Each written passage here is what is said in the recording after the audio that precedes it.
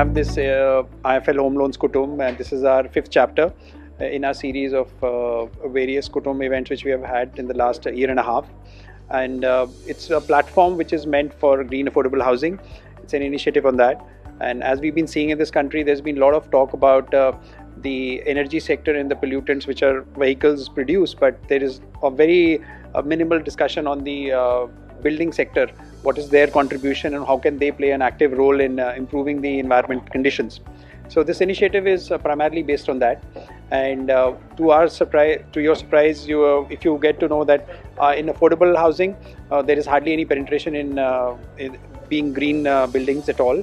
So we saw that there was a large gap in this segment, and the reasons for this gap were that first of all, the developing this community is a very fragmented industry, unlike the premium segment which you have the national level players. So this is a very fragmented industry and very local developers participate in this. So we created this platform where we could bring all these developers as the audience, and we could give them a end-to-end walkthrough on how to make green affordable. The first segment of Green Affordable was to create awareness amongst these developers and making them sensitive that what could be the ramifications if we don't go green. And then we followed it up by having design element also coming into this, whereby we are trying to educate the developers to see that, break the myth also that green is expensive.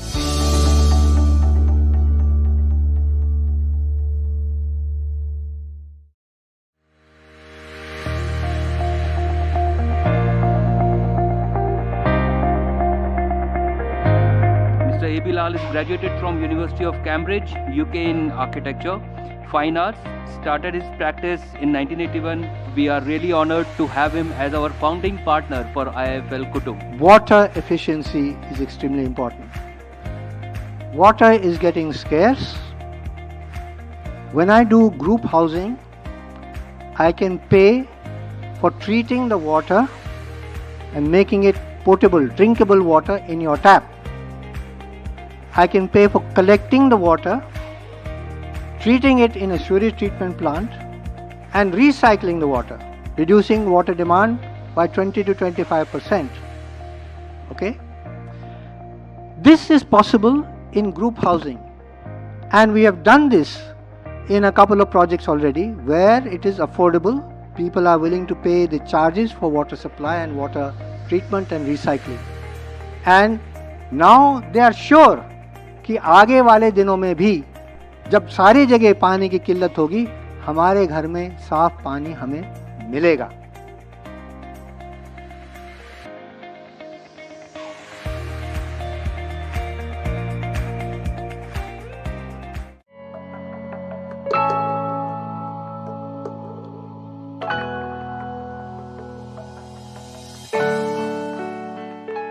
अभी तक हमने देखा कि IIFL का रवैया थोड़ा हमारी ओर soft रहा है. सॉफ्ट इसलिए रहा है कि हमने उनको दिखाया कि देखो हम काफ़ी environment conscious, environment friendly building बनाते हैं. Very less documentation is demanded from our clients also for housing loan, especially the team from IIFL. Also, one more thing I would like to mention here: 2.67 lakh ka benefit to the client in under PMAY scheme happens very rapidly from if our clients are processing loan from IIFL. We have launched this app wherein the loan gets sanctioned within 30 minutes, and if all the parameters are in place, it gets disbursed within say 24 hours, which no other bank has managed to achieve. कुटुंब में आने से पहले ऐसी धारणा थी कि green building बनाना है तो वो बड़े डेवलपर्स या टाउनशिप है तो उसमें ही अपने बना सकते हैं. पर जब वहाँ पे सारे कुटुंब में एक्सपर्ट्स को देखा और उनको सुना तो ऐसा फील हुआ कि हम जो कंस्ट्रक्शन प्रैक्टिसेस यूज करते हैं उसी से ही हम ग्रीन बिल्डिंग बना सकते हैं. Green building is not only energy efficient but also cost effective, और इसीलिए हम आगे आने वाले हमारे नए प्रोजेक्ट्स को भी ग्रीन बिल्डिंग में लेने जा रहे हैं. thinking of people that going into green projects will cost us much than which the cost is now. But this is a concept which is very much wrong, which proved us also wrong when we met IIFL team. Getting sanctions so quickly, I mean sanction within 24 hours, and the final sanction letter within 3 working days, even for no income proof cases. IIFL has been with us since the longest time. They are the market leaders in affordable housing home loans.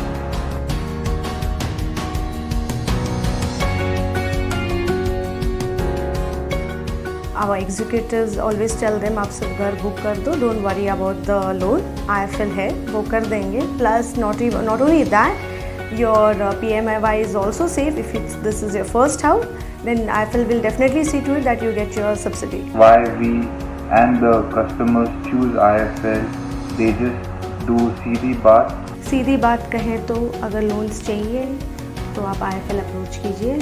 सीधी बात करें तो एक तो सब लोग बोलते हैं कि 90% तक फाइनेंस करते हैं, कोई देता नहीं है. IIFL रियल मायने में देती है 90% of the loan value.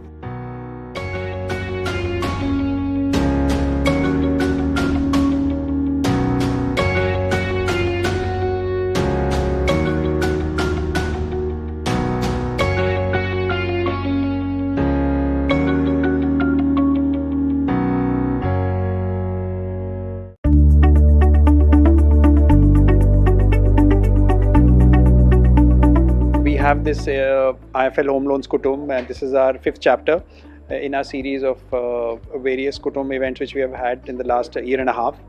And it's a platform which is meant for green affordable housing. It's an initiative on that. And as we've been seeing in this country, there's been a lot of talk about the energy sector and the pollutants which our vehicles produce, but there is a very minimal discussion on the building sector. What is their contribution and how can they play an active role in improving the environment conditions. So this initiative is primarily based on that. And to your surprise, if you get to know that in affordable housing, there is hardly any penetration in being green buildings at all.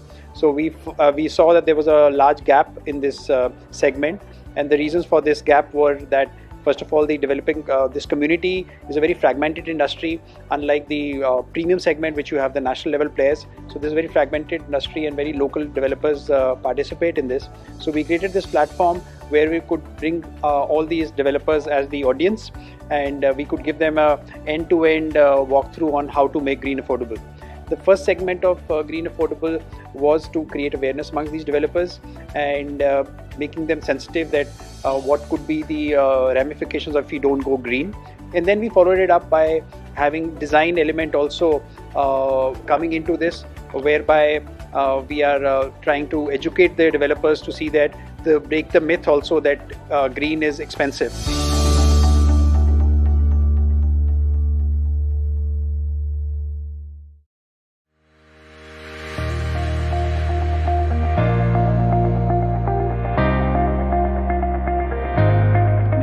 Is graduated from University of Cambridge, UK in architecture, fine arts, started his practice in 1981. We are really honored to have him as our founding partner for IIFL Kutum. Water efficiency is extremely important. Water is getting scarce. When I do group housing, I can pay for treating the water and making it potable, drinkable water in your tap. I can pay for collecting the water, treating it in a sewage treatment plant, and recycling the water, reducing water demand by 20 to 25%.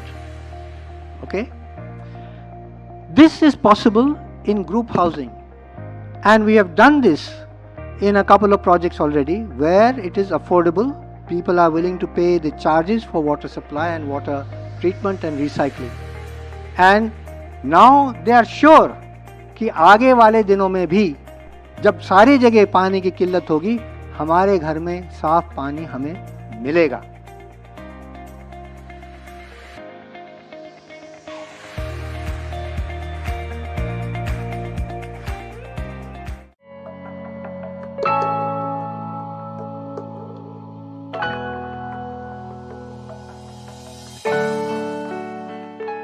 अभी तक हमने देखा कि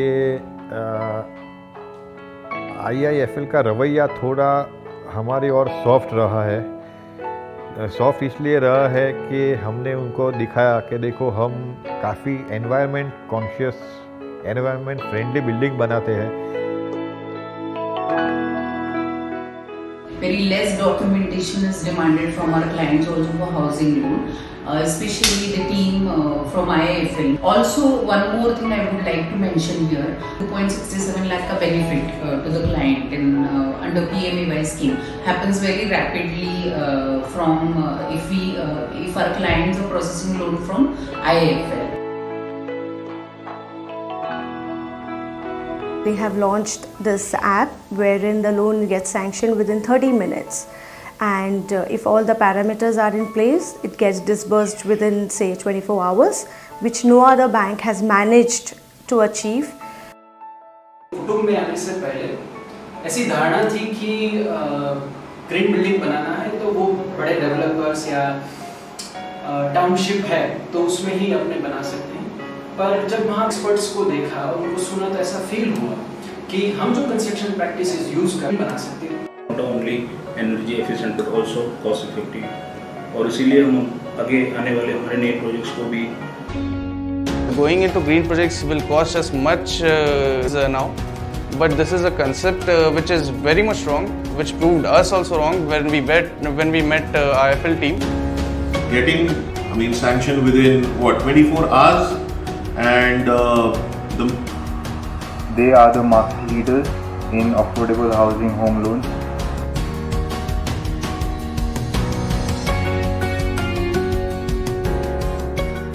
Our executives always tell them आप सिर्फ घर book कर दो, don't worry about the loan, IIFL है वो कर देंगे. Plus not only that, your PMAY is also safe. If this is your first house, then IIFL will definitely see to it that you get your subsidy. Why we and the customers choose IIFL, they just do सीधी बात.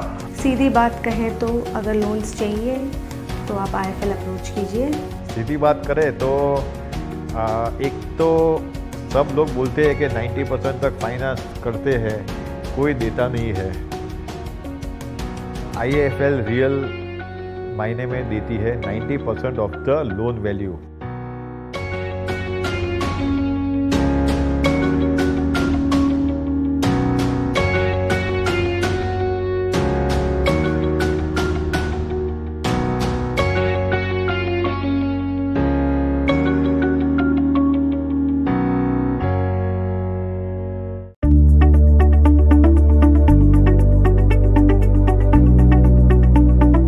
Have this IIFL Home Loans Kutum, and this is our 5th chapter in our series of various Kutum events which we have had in the last year and a half.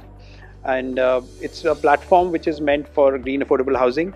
It's an initiative on that. And as we've been seeing in this country, there's been a lot of talk about the energy sector and the pollutants which our vehicles produce, but there is a very minimal discussion on the building sector. What is their contribution and how can they play an active role in improving the environment conditions.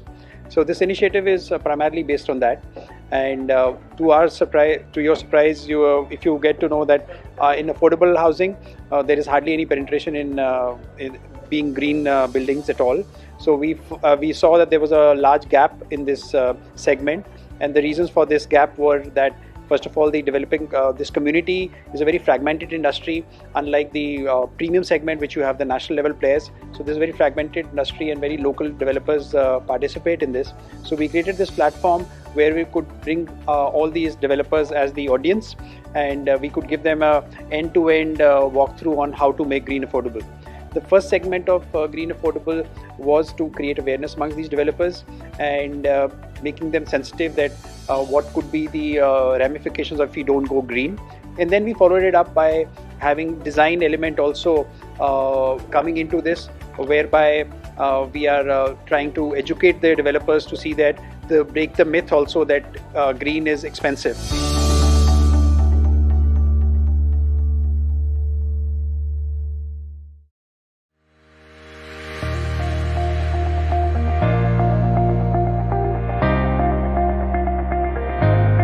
AB Lal Lal is graduated from University of Cambridge, UK in architecture, fine arts, started his practice in 1981. We are really honored to have him as our founding partner for IIFL Kutum. Water efficiency is extremely important. Water is getting scarce. When I do group housing, I can pay for treating the water and making it potable, drinkable water in your tap.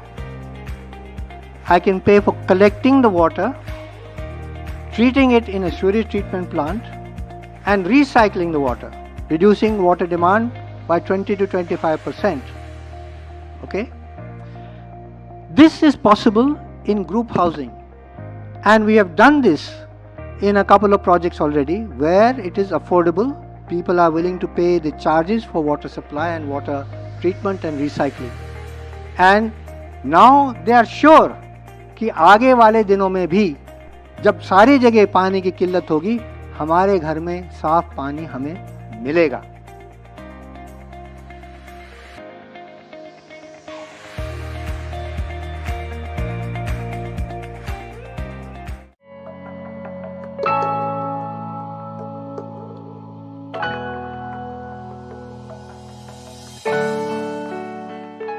अभी तक हमने देखा कि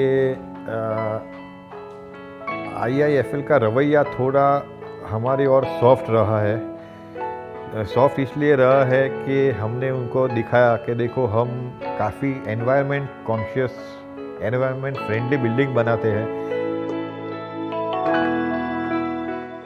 Very less documentation is demanded from our clients also for housing loan, especially the team from IIFL. Also, one more thing I would like to mention here: 2.67 lakh ka benefit to the client in under PMAY scheme happens very rapidly from if our clients are processing loan from IIFL. We have launched this app wherein the loan gets sanctioned within 30 minutes, and if all the parameters are in place, it gets disbursed within say 24 hours, which no other bank has managed to achieve. कुटुंब में आने से पहले ऐसी धारणा थी कि green building बनाना है तो वो बड़े डेवलपर्स या टाउनशिप है तो उसमें ही अपने बना सकते हैं. पर जब वहाँ पे सारे कुटुंब में एक्सपर्ट्स को देखा और उनको सुना तो ऐसा फील हुआ कि हम जो कंस्ट्रक्शन प्रैक्टिसेस यूज करते हैं उसी से ही हम ग्रीन बिल्डिंग बना सकते हैं. Green building is not only energy efficient but also cost effective, और इसीलिए हम आगे आने वाले हमारे नए प्रोजेक्ट्स को भी ग्रीन बिल्डिंग में लेने जा रहे हैं. Thinking of people that going into green projects will cost us much than which the cost is now, but this is a concept which is very much wrong, which proved us also wrong when we met IIFL team. Getting sanctions so quickly, I mean sanction within 24 hours, and the final sanction letter within 3 working days, even for no income proof cases. IIFL has been with us since the longest time. They are the market leaders in affordable housing home loans.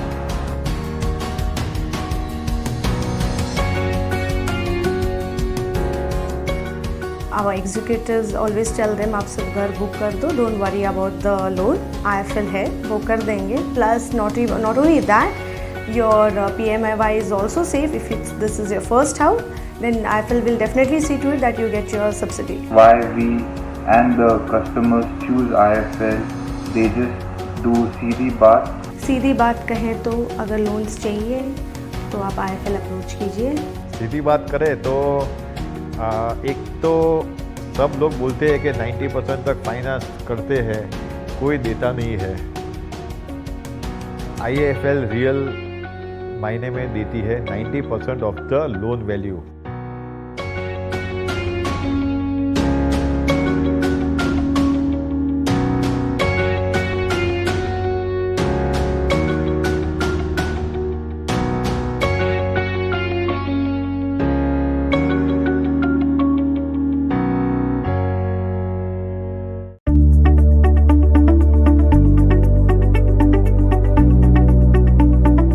Have this IIFL Home Loans Kutum, and this is our 5th chapter in our series of various Kutum events which we have had in the last year and a half.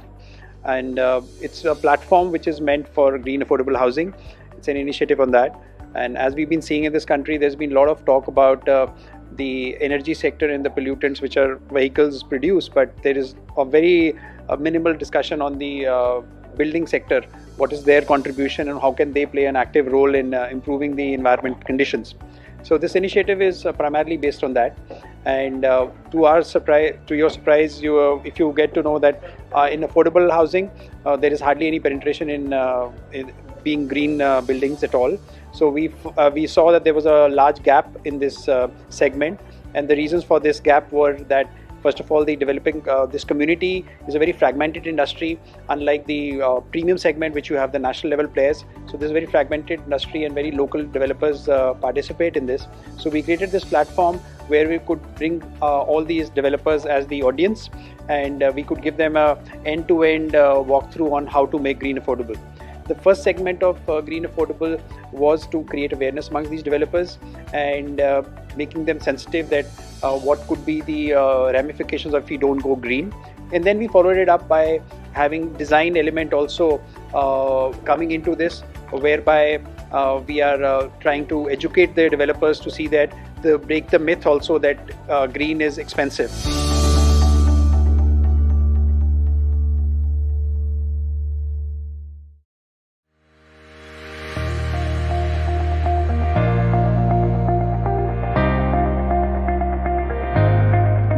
Is graduated from University of Cambridge, UK in architecture, fine arts, started his practice in 1981. We are really honored to have him as our founding partner for IIFL Kutum. Water efficiency is extremely important.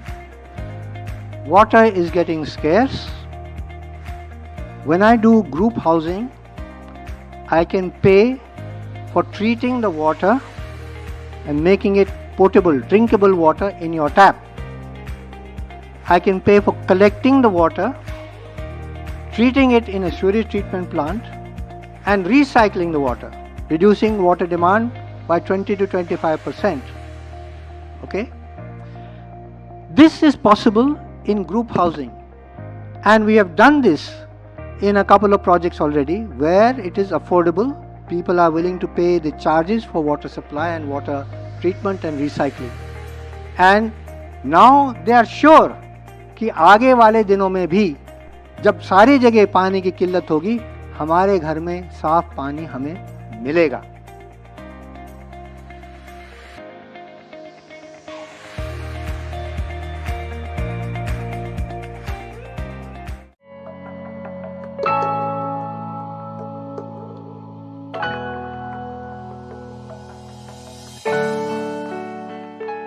अभी तक हमने देखा कि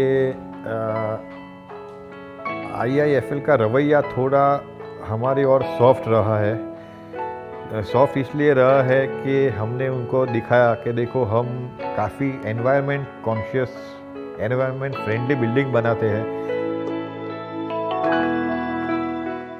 Very less documentation is demanded from our clients also for housing loan, especially the team from IIFL. Also, one more thing I would like to mention here: 2.67 lakh ka benefit to the client in under PMAY scheme happens very rapidly from if our clients are processing loan from IIFL.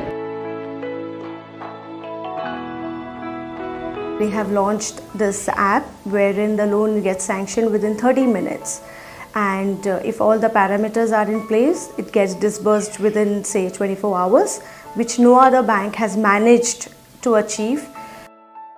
कुटुंब में आने से पहले ऐसी धारणा थी कि green building बनाना है तो वो बड़े डेवलपर्स या टाउनशिप है तो उसमें ही अपने बना सकते हैं.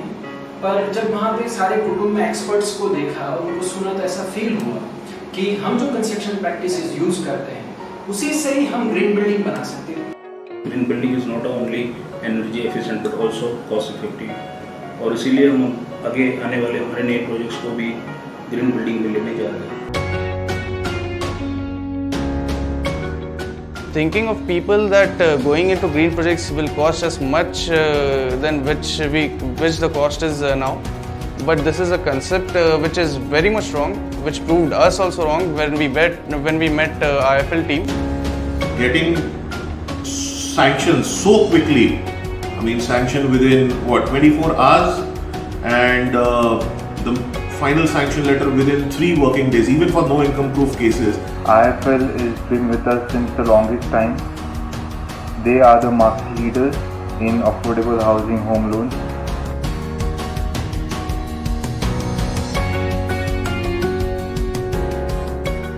Our executives always tell them आप सब घर बुक कर दो, don't worry about the loan, IIFL है वो कर देंगे. Plus not only that, your PMIY is also safe. If this is your first house, then IIFL will definitely see to it that you get your subsidy. Why we and the customers choose IIFL, they just do सीधी बात. सीधी बात कहें तो अगर loans चाहिए तो आप IIFL approach कीजिए.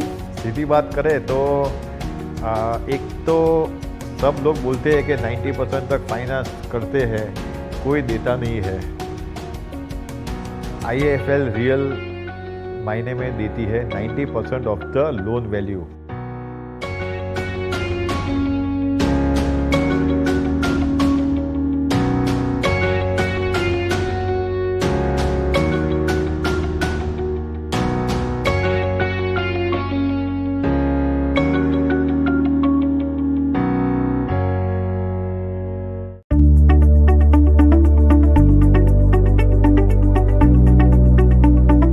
Have this IIFL Home Loans Kutum, and this is our 5th chapter in our series of various Kutum events which we have had in the last year and a half.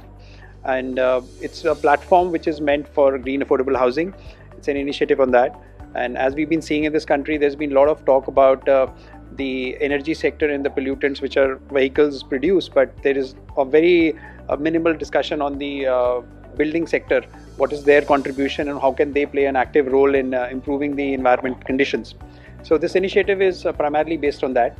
And to your surprise, if you get to know that in affordable housing, there is hardly any penetration in being green buildings at all. So we saw that there was a large gap in this segment, and the reasons for this gap were that first of all, the developing this community is a very fragmented industry, unlike the premium segment which you have the national level players. So this is a very fragmented industry and very local developers participate in this.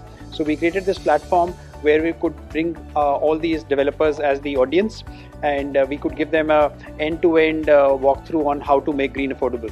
The first segment of Green Affordable was to create awareness amongst these developers and making them sensitive that what could be the ramifications if we don't go green. And then we followed it up by having design element also coming into this, whereby we are trying to educate the developers to see that break the myth also that green is expensive.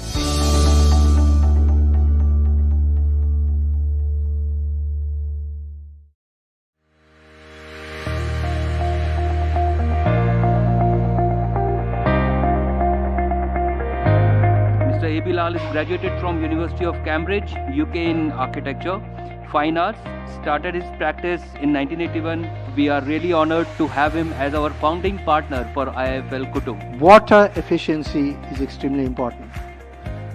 Water is getting scarce.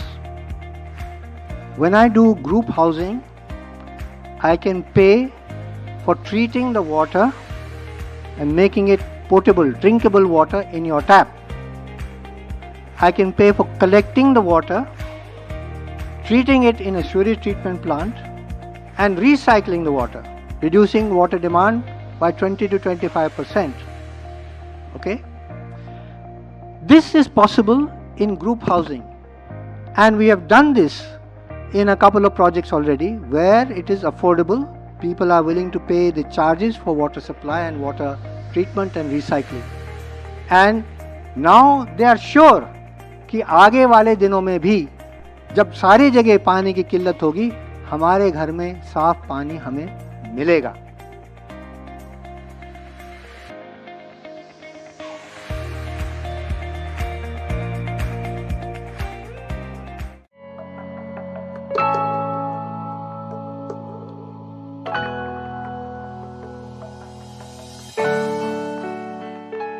अभी तक हमने देखा कि IIFL का रवैया थोड़ा हमारी ओर soft रहा है। सॉफ्ट इसलिए रहा है कि हमने उनको दिखाया कि देखो हम काफ़ी environment conscious, environment friendly building बनाते हैं। Very less documentation is demanded from our clients also for housing loan, especially the team from IIFL. Also, one more thing I would like to mention here: 2.67 lakh ka benefit to the client in under PMAY scheme happens very rapidly from if our clients are processing loan from IIFL. We have launched this app wherein the loan gets sanctioned within 30 minutes, and if all the parameters are in place, it gets disbursed within say 24 hours, which no other bank has managed to achieve. कुटुंब में आने से पहले ऐसी धारणा थी कि green building बनाना है तो वो बड़े डेवलपर्स या टाउनशिप है तो उसमें ही अपने बना सकते हैं। पर जब वहाँ पे सारे कुटुंब में एक्सपर्ट्स को देखा और उनको सुना तो ऐसा फील हुआ कि हम जो कंस्ट्रक्शन प्रैक्टिसेस यूज करते हैं उसी से ही हम ग्रीन बिल्डिंग बना सकते हैं। Green building is not only energy efficient but also cost effective, और इसीलिए हम आगे आने वाले हमारे नए प्रोजेक्ट्स को भी ग्रीन बिल्डिंग में लेने जा रहे हैं। Thinking of people that going into green projects will cost us much than which the cost is now, but this is a concept which is very much wrong, which proved us also wrong when we met IIFL team. Getting sanctions so quickly, I mean sanction within 24 hours, and the final sanction letter within 3 working days, even for no income proof cases. IIFL has been with us since the longest time. They are the market leaders in affordable housing home loans.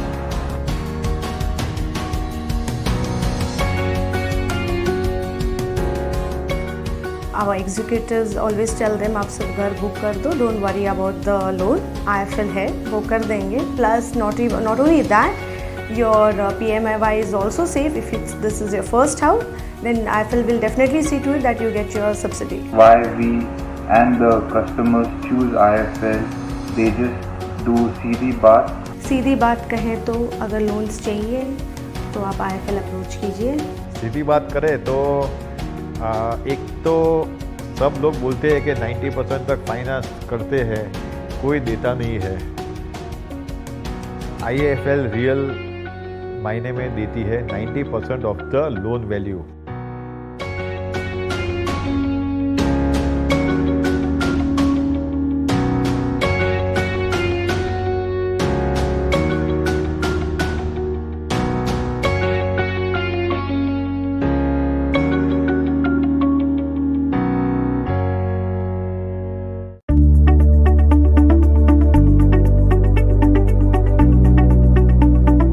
Have this IIFL Home Loans Kutum, and this is our 5th chapter in our series of various Kutum events which we have had in the last year and a half.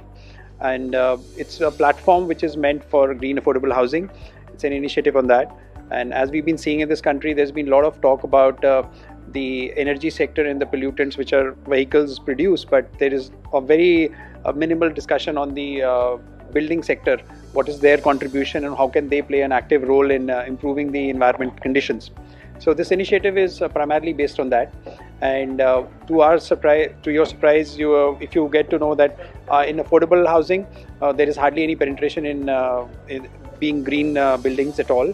So we saw that there was a large gap in this segment, and the reasons for this gap were that first of all, the developing this community is a very fragmented industry, unlike the premium segment which you have the national level players. So this is a very fragmented industry and very local developers participate in this. So we created this platform where we could bring all these developers as the audience, and we could give them a end-to-end walkthrough on how to make green affordable.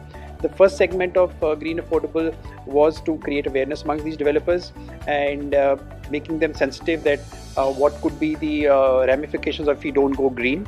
And then we followed it up by having design element also coming into this, whereby We are trying to educate the developers to see that break the myth also that green is expensive.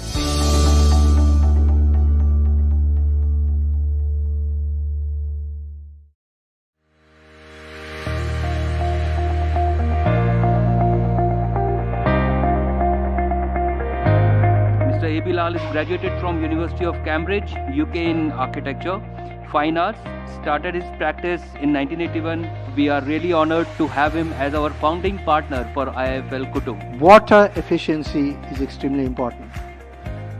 Water is getting scarce.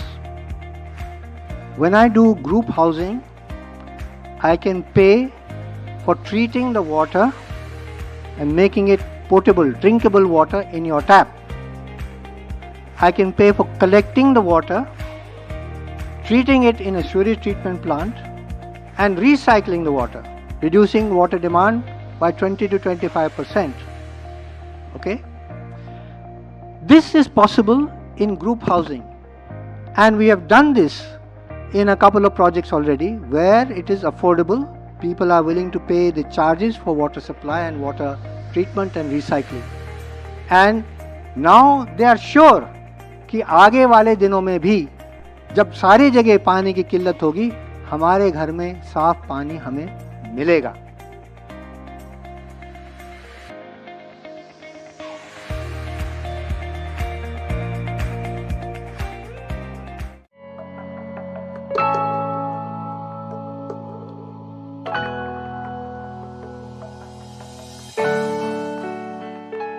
अभी तक हमने देखा कि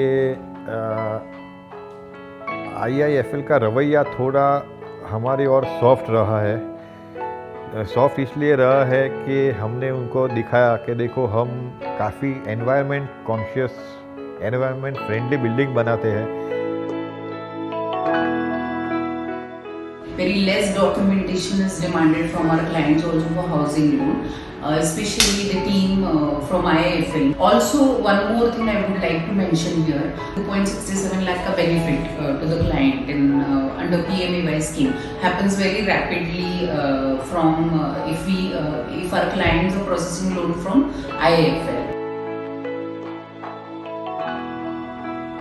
We have launched this app wherein the loan gets sanctioned within 30 minutes, and if all the parameters are in place, it gets disbursed within say 24 hours, which no other bank has managed to achieve. कुटुंब में आने से पहले ऐसी धारणा थी कि green building बनाना है तो वो बड़े डेवलपर्स या टाउनशिप है तो उसमें ही अपने बना सकते हैं. पर जब वहाँ पे सारे कुटुंब में एक्सपर्ट्स को देखा और उनको सुना तो ऐसा फील हुआ कि हम जो कंस्ट्रक्शन प्रैक्टिसेस यूज करते हैं उसी से ही हम ग्रीन बिल्डिंग बना सकते हैं. Green building is not only energy efficient but also cost effective, और इसीलिए हम आगे आने वाले हमारे नए प्रोजेक्ट्स को भी ग्रीन बिल्डिंग में लेने जा रहे हैं. Thinking of people that going into green projects will cost us much than which the cost is now, but this is a concept which is very much wrong, which proved us also wrong when we met IIFL team. Getting sanctions so quickly, I mean sanction within 24 hours, and the final sanction letter within 3 working days, even for no income proof cases. IIFL has been with us since the longest time. They are the market leaders in affordable housing home loans.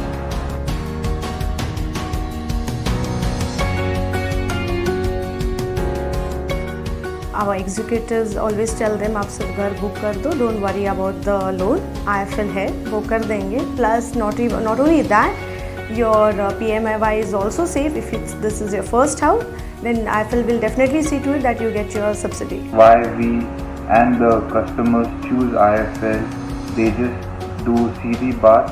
सीधी बात कहें तो अगर loans चाहिए तो आप IIFL approach कीजिए. सीधी बात करें तो एक तो सब लोग बोलते हैं कि 90% तक फाइनेंस करते हैं, कोई देता नहीं है.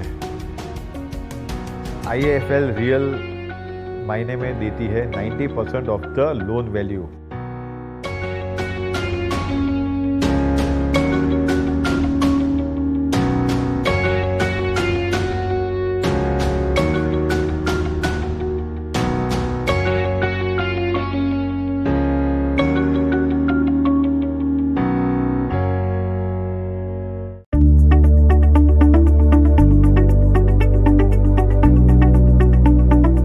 have this IIFL Home Loans Kutum, and this is our fifth chapter in our series of various Kutum events which we have had in the last year and a half.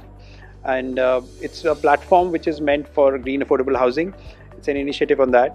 And as we've been seeing in this country, there's been a lot of talk about the energy sector and the pollutants which our vehicles produce, but there is a very minimal discussion on the building sector.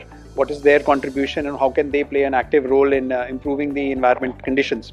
So this initiative is primarily based on that. And to your surprise, if you get to know that in affordable housing, there is hardly any penetration in being green buildings at all.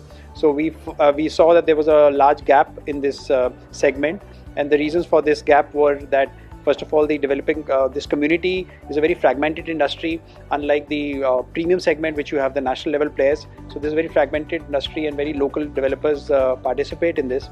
So we created this platform where we could bring all these developers as the audience, and we could give them a end-to-end walkthrough on how to make green affordable. The first segment of Green Affordable was to create awareness amongst these developers and making them sensitive that what could be the ramifications if we don't go green.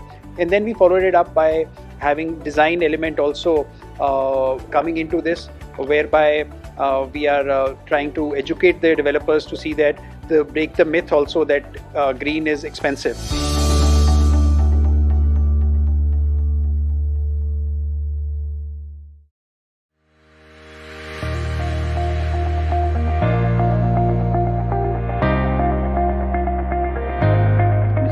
Is graduated from University of Cambridge, UK in architecture, fine arts, started his practice in 1981. We are really honored to have him as our founding partner for IIFL Kutum. Water efficiency is extremely important.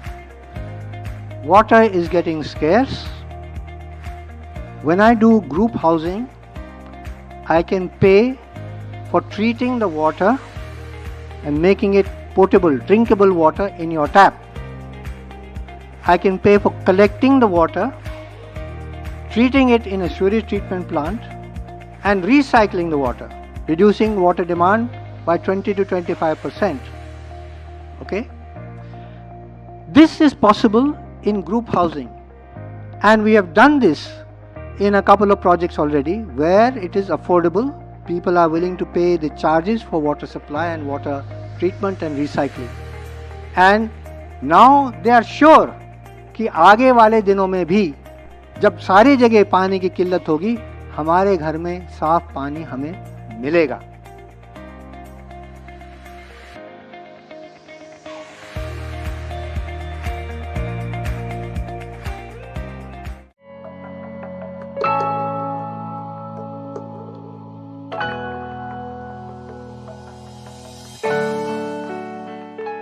अभी तक हमने देखा कि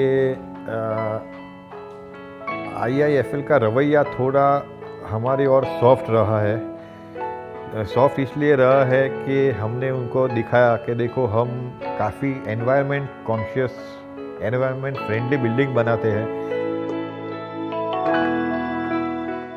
Very less documentation is demanded from our clients also for housing loan, especially the team from IIFL. Also, one more thing I would like to mention here: 2.67 lakh ka benefit to the client in under PMAY scheme happens very rapidly from if our clients are processing loan from IIFL. They have launched this app wherein the loan gets sanctioned within 30 minutes, and if all the parameters are in place, it gets disbursed within say 24 hours, which no other bank has managed to achieve.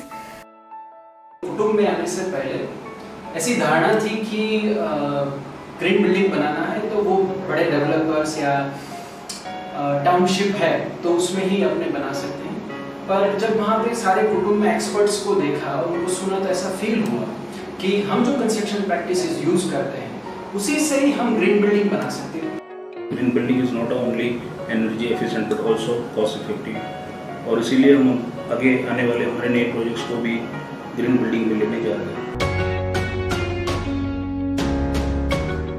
thinking of people that going into green projects will cost us much than which the cost is now. But this is a concept which is very much wrong, which proved us also wrong when we met IIFL team. Getting sanctions so quickly, I mean sanction within 24 hours, and the final sanction letter within 3 working days, even for no income proof cases. IIFL has been with us since the longest time. They are the market leaders in affordable housing home loans.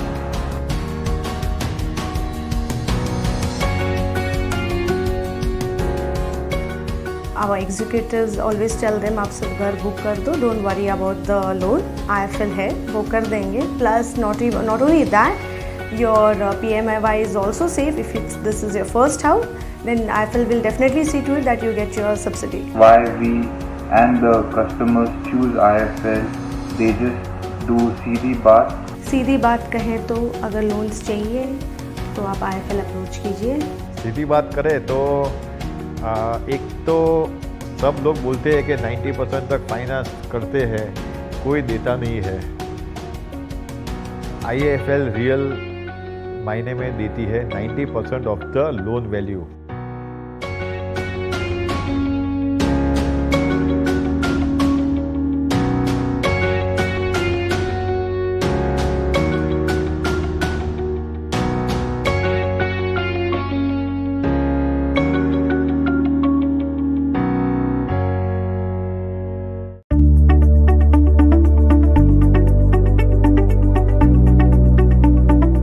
Have this IIFL Home Loans Kutum, and this is our 5th chapter in our series of various Kutum events which we have had in the last year and a half. And it's a platform which is meant for green affordable housing. It's an initiative on that. And as we've been seeing in this country, there's been a lot of talk about the energy sector and the pollutants which our vehicles produce, but there is a very minimal discussion on the building sector. What is their contribution and how can they play an active role in improving the environment conditions. So this initiative is primarily based on that. And to your surprise, if you get to know that in affordable housing, there is hardly any penetration in being green buildings at all.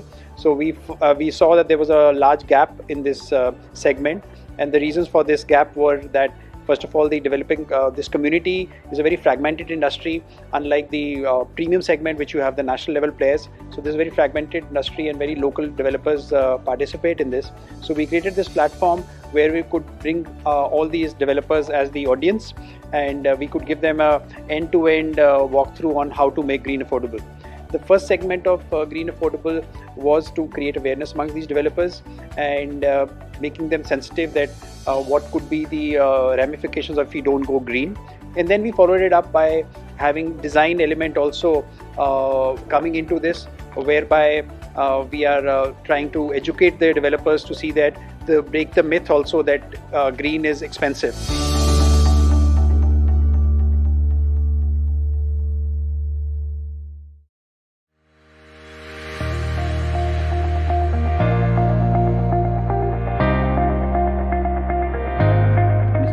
Is graduated from University of Cambridge, UK in architecture, fine arts, started his practice in 1981. We are really honored to have him as our founding partner for IIFL Kutum. Water efficiency is extremely important. Water is getting scarce. When I do group housing, I can pay for treating the water and making it potable, drinkable water in your tap. I can pay for collecting the water, treating it in a sewage treatment plant, and recycling the water, reducing water demand by 20 to 25%. Okay? This is possible in group housing, and we have done this in a couple of projects already where it is affordable. People are willing to pay the charges for water supply and water treatment and recycling. And now they are sure कि आगे वाले दिनों में भी जब सारी जगह पानी की किल्लत होगी, हमारे घर में साफ पानी हमें मिलेगा.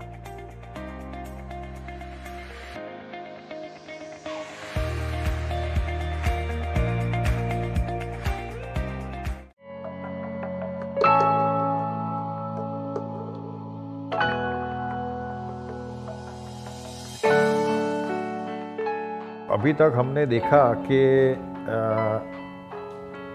IIFL का रवैया थोड़ा हमारी ओर सॉफ्ट रहा है। सॉफ्ट इसलिए रहा है कि हमने उनको दिखाया कि देखो हम काफ़ी environment conscious, environment friendly building बनाते हैं।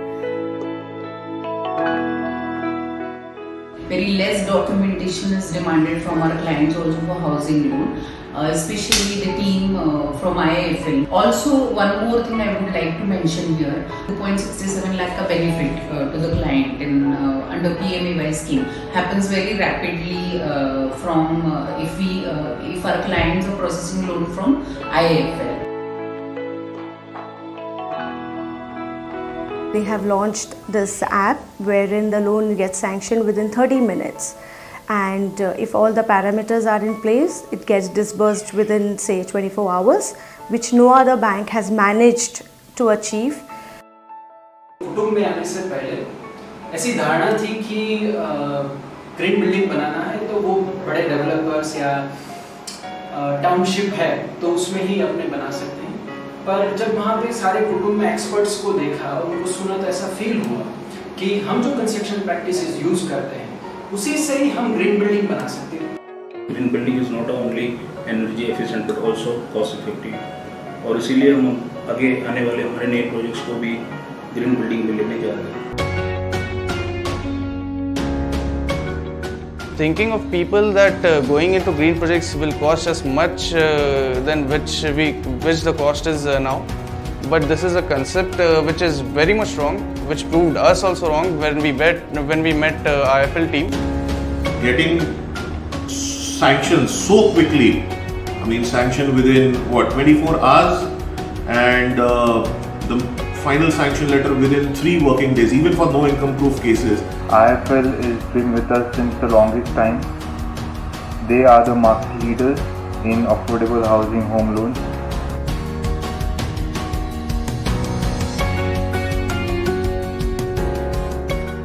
Our executives always tell them आप सब घर बुक कर दो, don't worry about the loan, IIFL है वो कर देंगे. Plus not only that, your PMAY is also safe. If this is your first house, then IIFL will definitely see to it that you get your subsidy. Why we and the customers choose IIFL, they just do सीधी बात.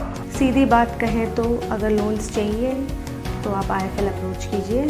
सीधी बात करें तो एक तो सब लोग बोलते हैं कि 90% तक फाइनेंस करते हैं, कोई देता नहीं है। IIFL रियल मायने में देती है 90% of the loan value.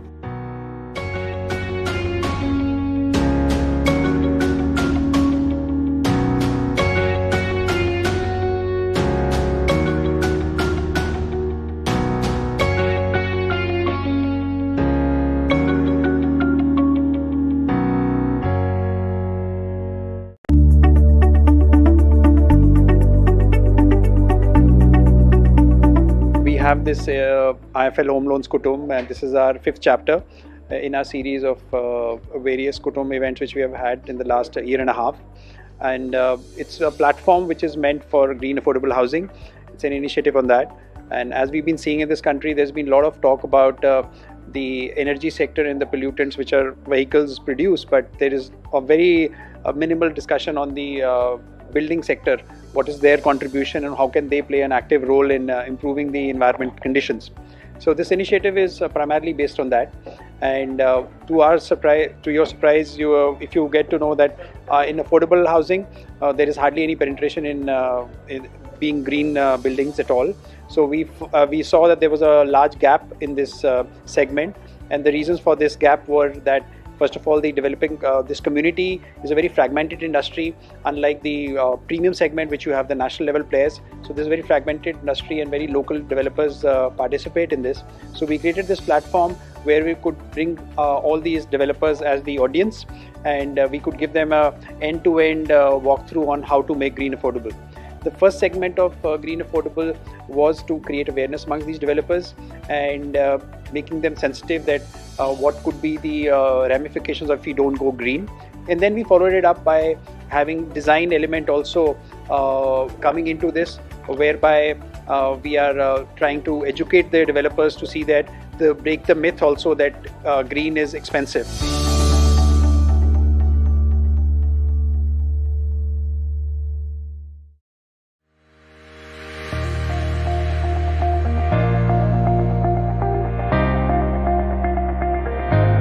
Mr. A.B. Lal is graduated from University of Cambridge, UK in architecture, fine arts, started his practice in 1981. We are really honored to have him as our founding partner for IIFL Kutum. Water efficiency is extremely important.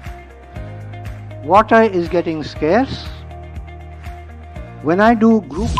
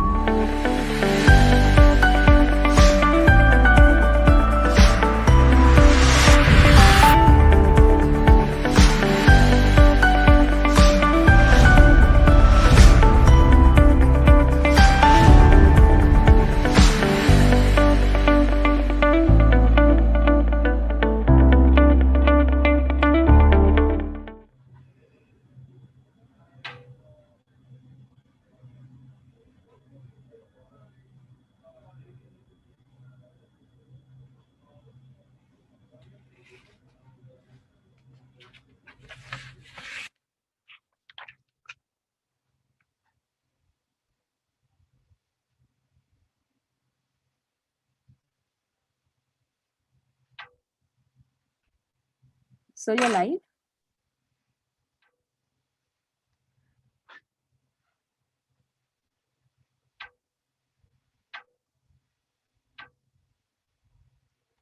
Yeah, good afternoon, everyone. And thank you so much for joining in for this virtual event. Although we wanted to do it physically, but here as the situation warranted, so here we are virtually. And I'm sure that's maybe the new way of the new order of the day as well. It gives me a great honor and a pleasure to be presenting this unveiling of this book event.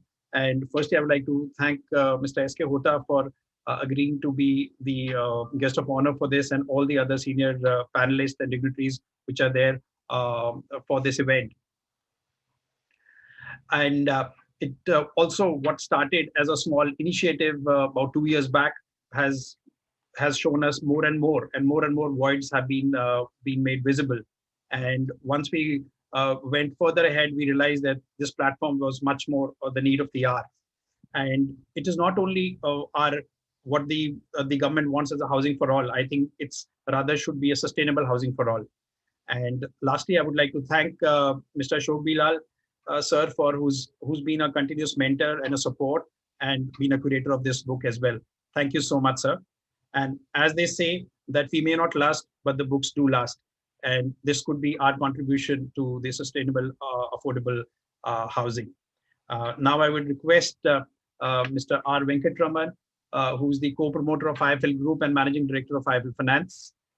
He holds a postgraduate in management from IIM Bangalore and a bachelor's for electronics and electric communication from IIT Kharagpur. He's been one of the pillars of this organization ever since, and he has over 29 years of experience and established a lot of businesses along with Mr. Jain. And he's also been recognized as the most innovative business leader in the BFSI space by Economic Times. Mr. Venkatraman, off to you, sir. Thank you, Monu, for your kind words, and good afternoon, friends. Very warm welcome to all of you learned delegates for the electronic launch of Building Green, IIFL Home Loans Guide to Sustainable and Affordable Housing. As all of us are aware, the construction industry is one of the biggest consumers of non-renewable resources. Even after completion, most buildings continue to be responsible for huge amounts of carbon dioxide emissions. More than 50% of produced energy is used just for heating and cooling. And these figures will rise in the days to come thanks to rising income and urbanization. The solution lies in green housing or green construction, which refers to construction methods that adopt environmentally friendly and responsible resource-efficient materials and processes. Green building promotes sustainability without disturbing natural habitats and can cut down significantly environmental harm. Studies show that green construction has the potential to cut down global carbon dioxide emissions by almost as high as 84 gigatons by 2050. IIFL's Home Finance Kutum was an initiative towards affordable and sustainable housing. It is a platform that brings together industry experts, government bodies, financial agencies, as well as developers in order to create a sustainable infrastructure and become a model for green and affordable housing ecosystem. This also provides financial support, which is a key driver of the cogs of the wheel. 6 chapters of Kutum have already been conducted and across various locations in the country with extensive participation from industry experts and developers and financiers. To further incentivize the adoption of green housing, our Green Value partners provide free consultation on green building methodologies and also assist developers right from conception stage to getting the final certification. This building green handbook is a step in this direction, and we are extremely grateful to Mr. Lal, a renowned architect whose expertise in environmentally and socially sustainable development has driven a large part of the industry's shift towards green housing. We are also grateful to CDD for contributing the chapter on water efficiency, where they have provided critical inputs on how to use this scarce resource. This handbook provides insights on design and construction so that developers can obtain a green rating. And not only developers, but we believe that this handbook is an extremely useful tool for all participants in the ecosystem, from architects to engineers to homeowners. Last but not the least, I want to commend the IIFL team, especially Monu Ratra, who is our CEO, and his team, Ajay Jaiswal, Amor Kool, Madhavi Gupta, and Vedant Sharma, for their untiring efforts to give life to this concept. But for their untiring efforts, this book wouldn't have seen light of the day. Thank you once again for joining us today. Thank you. Thank you, Venkat. Thank you so much for these kind words. It really motivates us. Now, can we have the AV, please? Hi, everyone. It gives me great pleasure to announce unveiling of our book, Building Green, IIFL Home Loans Guide to Sustainable Affordable Housing. It's a journey of over 2 years, and I remember it was conceived in one of our Kutum's workshops, where we conceived an idea of creating a book which should help one and all. We are supposed to, housing finance companies and the banking system is supposed to fund the individual houses, and simultaneously you must engage also in the creation of stock. If we don't create this stock, then where from those individual houses, green level houses will come? In the next 15 years, so much demand will grow. So we must design buildings in such a way कि air conditioning की ज़रूरत कम से कम पड़े. You have the complete annual capacity of Devana dumping yard is the type of 2.5 million tons of annum C&D waste saving that can come into this particular area. What Kutum is doing is absolutely amazing, bringing all the relevant stakeholders on one platform and trying to create the awareness on different dimensions of green affordable housing. I think IIFL's done a fantastic job of bringing together all of the parties who can play a role in the ecosystem for green affordable housing. If your building can be shown to be in the top 15% of Mumbai's building stock in terms of its energy efficiency or emissions performance, it qualifies.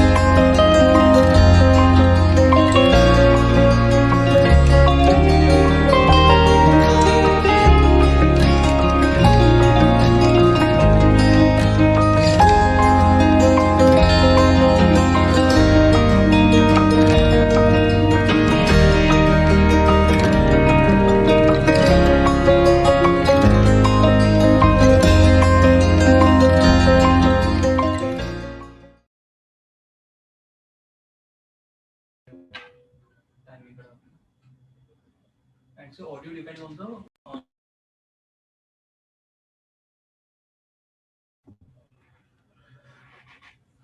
Yeah.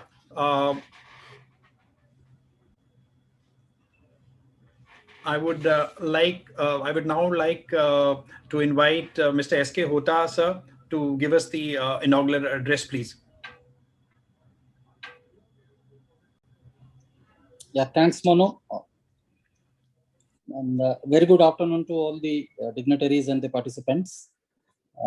At the outset, I will congratulate IIFL and IIFL Home Finance Limited for arranging this event and arranging the discussion on building a pathway for sustainable growth with green affordable housing.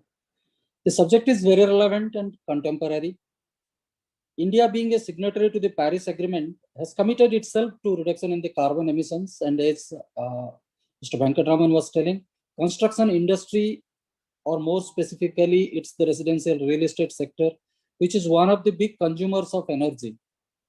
Government of India and other ministries, they are committed to reduce emissions in the residential construction sector. NHB, as the apex housing finance institution, is also playing its part. And during the pandemic period, last 1 year of the COVID period really has taught us great lessons. A greater realization has set in favor of safeguarding nature and everything that is green and natural. As of now,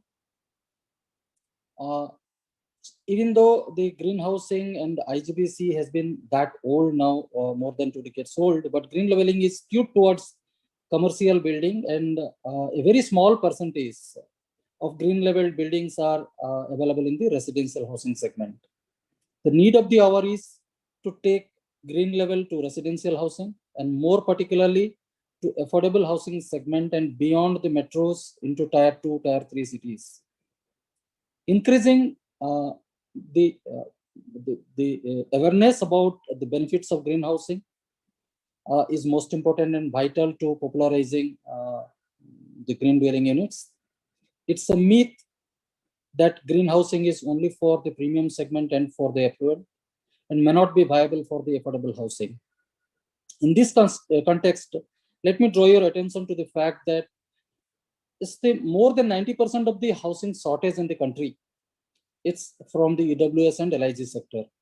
And the first-time home buyers, they belong to this segment, where really housing for all has to happen. They too deserve the benefits of a green dwelling unit. And in the aftermath of pandemic in particular, significance of a home has increased manifold, because for most of us, many of the wage earners, many of the millennial population, the home has doubled up as an office as well because of work from home. Time spent by the wage earners, the salaried people in their dwelling units is much more compared to their office. And the physical comfort and their health and well-being will decide the productivity. So going forward, somehow we are seeing in the housing industry, the figures show that from second quarter onwards, the demand for owning a home rather than renting a home, there has been a great shift. The demand has increased, the traction has increased, the number of housing loans, those were being sanctioned last year during quarter 2, quarter 3, and current year quarter 2, quarter 3, there is a huge jump. After the lockdown was, the unlock started, the lockdown was gone and unlock started from somewhere in June, mid-May and June. The first quarter was certainly a lull period, but July, August, September onwards, it shows that in quarter 3 in particular, our sanctions have gone from the, particularly pertaining to the housing finance companies, the sanctions are in the range of something like 145% of last year's sanctions during quarter 3. The disbursements are in the same range, 135, 140%. So these are the I wanted to give these numbers to demonstrate that yes, the demand for a dwelling unit post-pandemic has increased. A greater realization has set in that no, we want a safer, a greener dwelling unit. Increasing awareness about the benefits is the most important. That is why And somewhere over the years, we have tried to build a conflict around sustainability and affordability. What has really dominated the housing for all drive is the affordability, that the typical mindset that how cheap I will get the house for. And this myth around the green dwelling units. While this affordability and sustainability both must go hand in hand if we have to have a sustainable housing for all drive. Housing for all is certainly never going to be achieved, because as we go on creating the housing stock and increase home ownership, more and more demand is going to come. And as long as there are Homo sapiens, I say there will be demand for a dwelling unit. So as long as human being exists on earth, there will be demand for housing. Only thing is we need to look at that what we are going to create for our next generation. Is it the normal concrete and a roof over our head, or is it a dwelling unit that is sustainable and going forward? And the temperatures now already we are yet to reach end March, and the temperature has already sort of those levels. So I think it's for all of us to think seriously that what needs to be done. So I give utmost importance to creating awareness about the benefits of a green dwelling unit, and to bust the myth that no, green dwelling unit is not that costly. Some estimates have shown that a green dwelling unit, whatever additional cost is there, it is normally it is recovered in 5.5 years, and next 25 years it will be beneficial for you in terms of energy saving, in terms of the all other benefits. But making adequate green level housing stock available is the next round of thing that is to be done, particularly for low and mid income home buyers. One more thing is, when you go to any property search portal, do you have a separate segment? How many green certified dwelling units we get on those energy portal, on those property search portals? That is equally important. Making the stock available and making it reach the home buyer, the potential home buyer, that here is an option, and this is the cost differential, this is the benefit differential.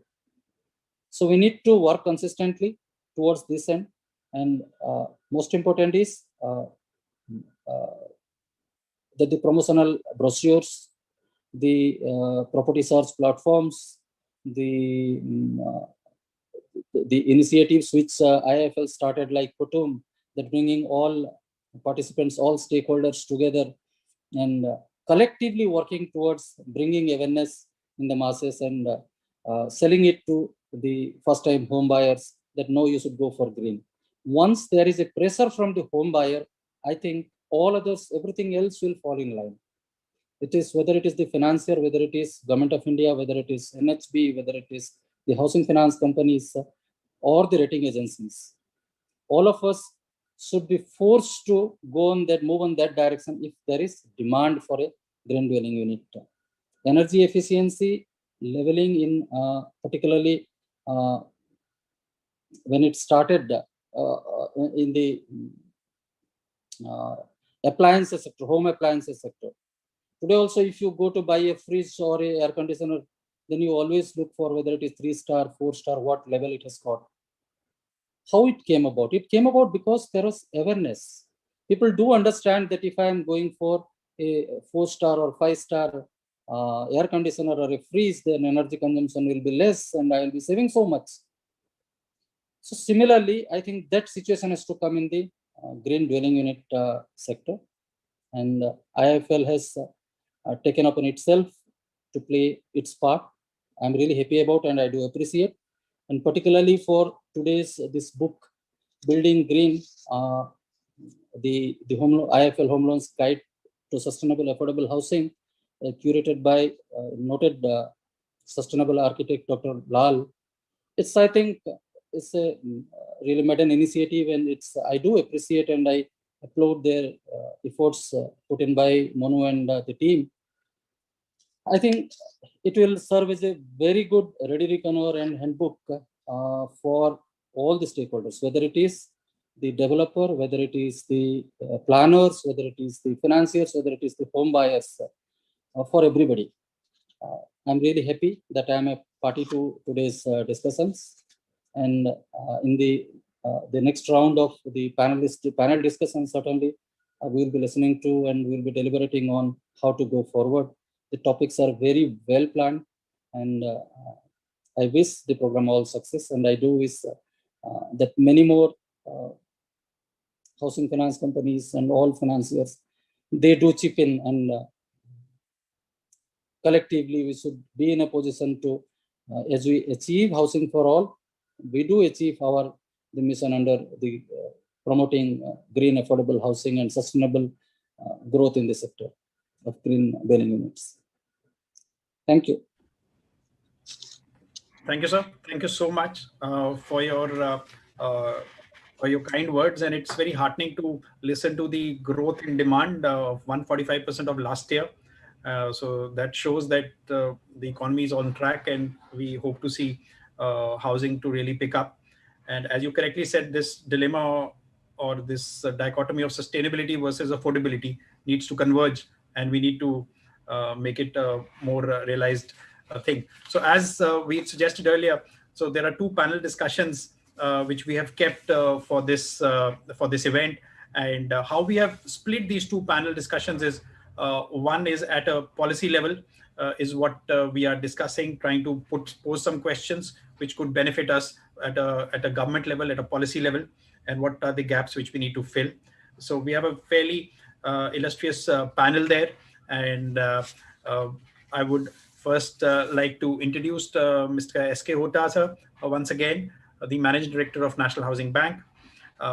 He's a senior banker with 29 years of experience, and he's handled various responsibilities, and he's really somebody who's very expertise in retail operations and HR and strategic business planning and the profit planning, and he's brought an erstwhile housing finance company to great heights. Great to have you, sir. So then it is followed by Mr. S. Sridhar. He's a chairman for IIFL Home Finance Limited. He's an eminent banker, and he's known for his innovation and strategic planning and transformational leadership. He has over 38 years of experience, and he's been at the helm of NHB as well as the CMD from April 2006 to September 2010. He's also been a bedrock of sorts to shape NHB what it is today. And subsequently, he was also the CMD of Central Bank of India for 2 years. And he's contributed to public policy formulation and facilities initiatives like NHB Residex, Rural Housing Fund, and reverse mortgage for senior citizens. And he's been a guiding light for us right through our this journey. Welcome to have you, sir. Then I would like to call upon Mr. Nirmal Jain, who's the founder for IIFL Finance Limited. I'm sure he doesn't need an introduction, but I'll try my best to do that as well. He's a graduate from IIM Ahmedabad and a rank holder chartered accountant and a cost accountant. He's the founder of IIFL Group. I think today it's one of the largest financial conglomerate with four businesses which are separately listed. He's considered as one of the most successful Indian entrepreneurs post economic liberalization.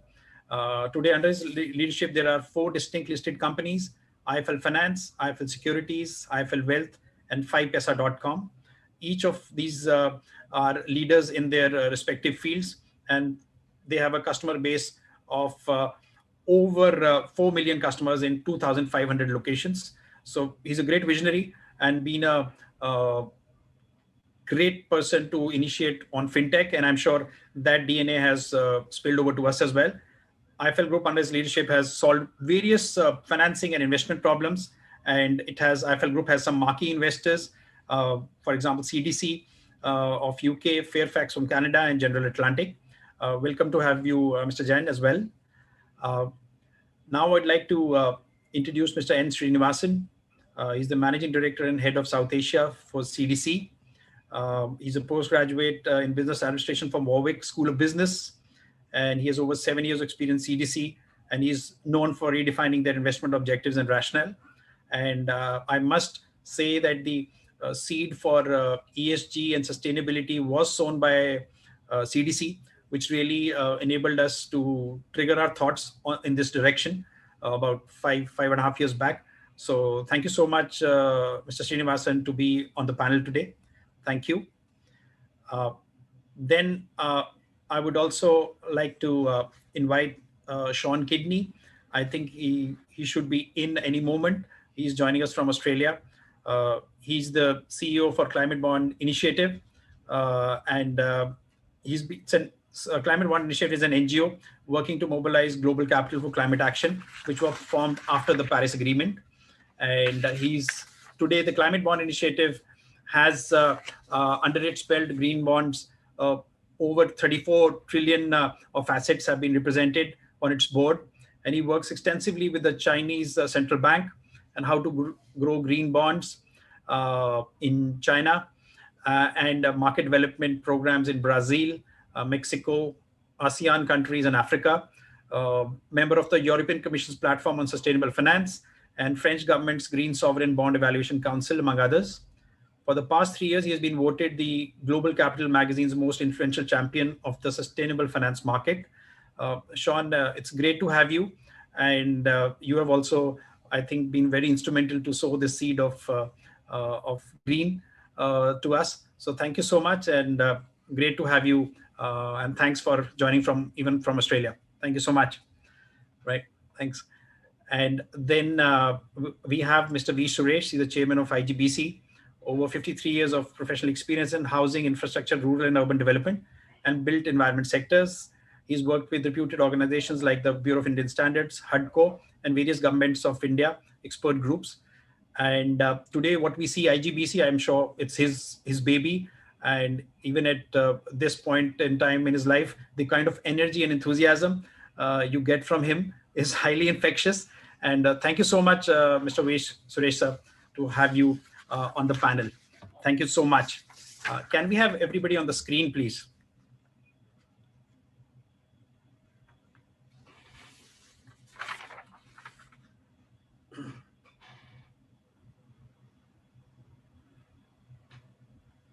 Yeah. So, Sheetal, we are having everybody. Okay. So great.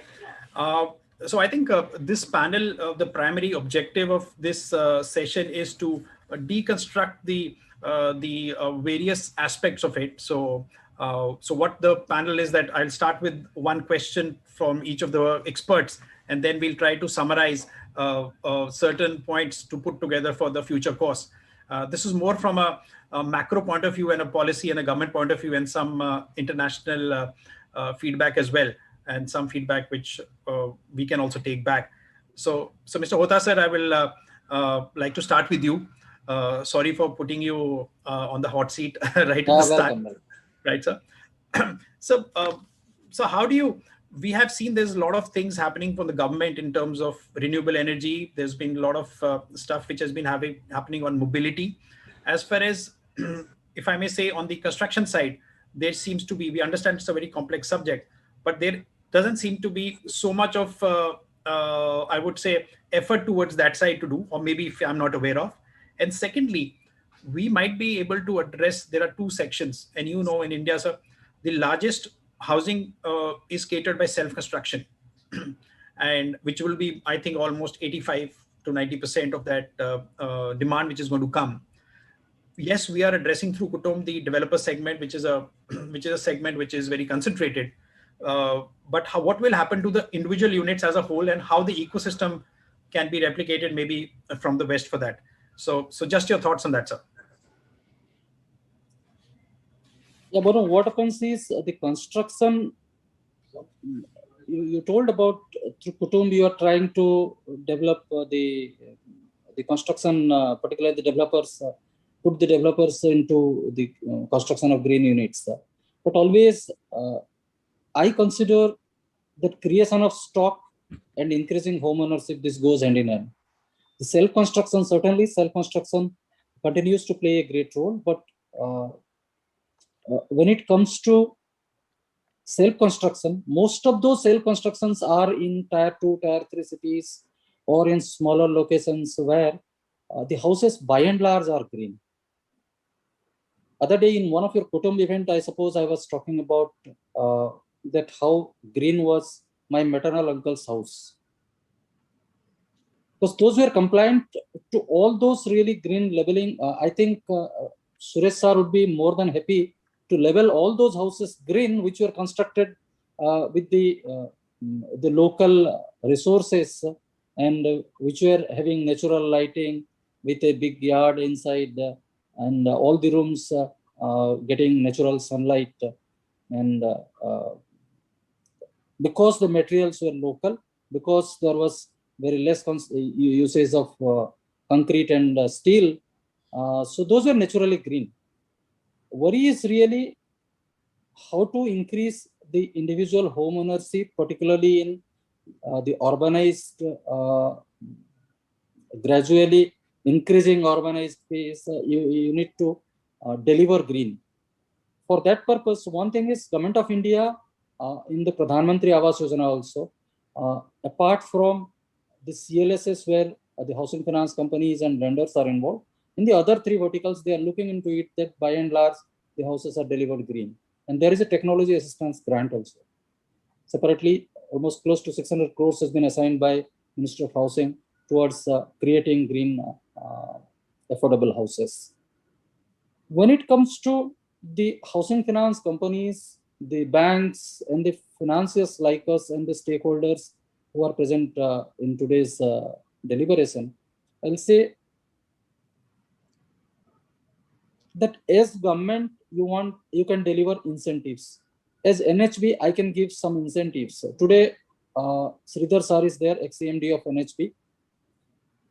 Way back in 2010, he had initiated the first collaboration between NHB and KFW in promoting energy efficient new residential housing. It was a 50 million euro program, and the target was that by 2013, it has to be completed in 3 years, 2010 to 2013. Target was 30% energy saving. And the result was 34% energy saving. Against a target of 30%, they saved 34%. That is what was demonstrated. Subsequently, encouraged by that, NHB went with the collaboration with with AFD France under the Sunray program, which is again a 100 million euro program, and almost 60% of it is already utilized, and IIFL and SDFC and other few of the major housing finance companies are partners in this. And when you see the delivery of individual homes which are certified green, that number is less. It is not that government's initiatives, the government's constructions, wherever public agencies are constructing something, by and large, they are looking to it that these are conforming to the green certifications. But what happens is how to bring more and more developers who are into affordable housing, but who are delivering green. At the time of lunch, we are taking green certifications at the lunch time, but whether we are finally delivering the completed houses which are green, are we making it available as a stock available, as an option available to the home buyer? As I was telling in the inaugural remark, it's the first time home loan buyers in the age group of 25 to 35 or 40 who really dominate the home buyers market. Almost 90% of the home buyers, around 47% are in the age group of 25 to 35. Another 40% are somewhere in the age group of 35 to 45. They are the first time home buyers. A first time home buyer doesn't go for a premium house. He goes for somewhere a 2-room apartment or somewhere a studio apartment. Now there is a craze. If you go to Bangalore, Hyderabad and other metros, there is a craze for single room, 1-room service apartments. Are we delivering those green? Are we creating those houses, dwelling units? It is not that I own a house always. Rental houses are going to be order of the day for the working class. Today they are posted in Greater Noida or Noida facility of some MNC, and tomorrow they are transferred to Hyderabad or Bangalore. So they want to go through those portals to book a house for rent. So we need to create all this. It is not only for home ownership. It is how housing per se, whether it is ownership basis or rental basis, something green is available to me. I have come to Delhi. I don't want to own a house in Delhi, but I want that yes, NHB MD's quarter should be green certified. It's like as simple as this. Tomorrow I am posted somewhere else, or my officers, why not? They should have a greenhouse, green certified house. So making dwelling units available to them. Once you make something available, after that you will see that yes, there are buyers. But somehow this theory has not worked. That is why I was putting the importance on awareness. There has to be demand for a green home. Suppose my employees, they demand to the management that no, I want only a green certified quarters, residential accommodation. Then you would be forced to deliver. Suppose for any MNC or any major employer right now is the IT industry.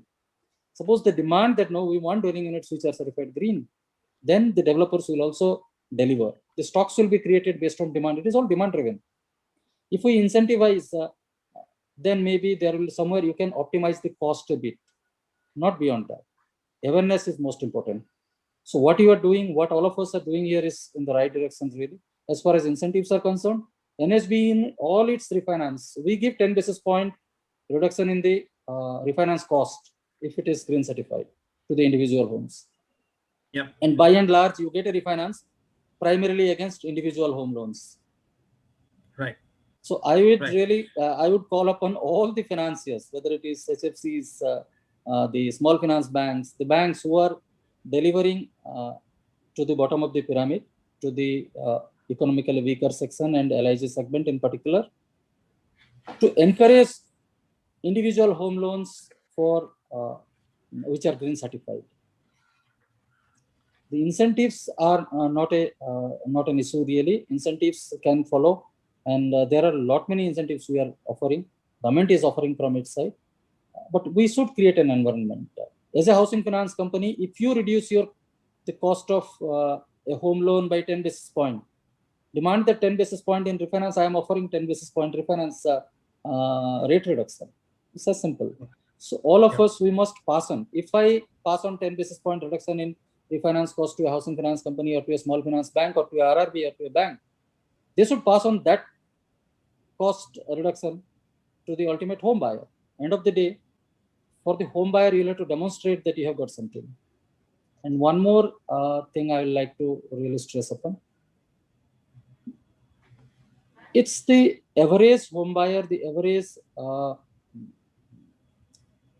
the people in the country, citizens in the country, they deserve the comfort of a green certified building. Unlike the KFW program which NHB had taken, in the Sunray program, it is not only about energy efficiency. We are talking about energy efficiency, we are talking about water conservation, we are talking about waste disposal, all three complied.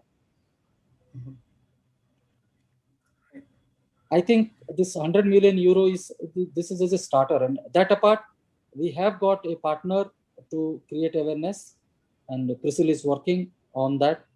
Substantial amount has been assigned towards that to popularize and to increase awareness. They do create some events, but I think all of us have to chip in. If we are doing these events in hundreds, now we need to do in thousands. If there are we call it that the housing stocks, those are coming up, the new launches. How many new launches are green certified and they are aimed at delivering green certified buildings, dwelling units?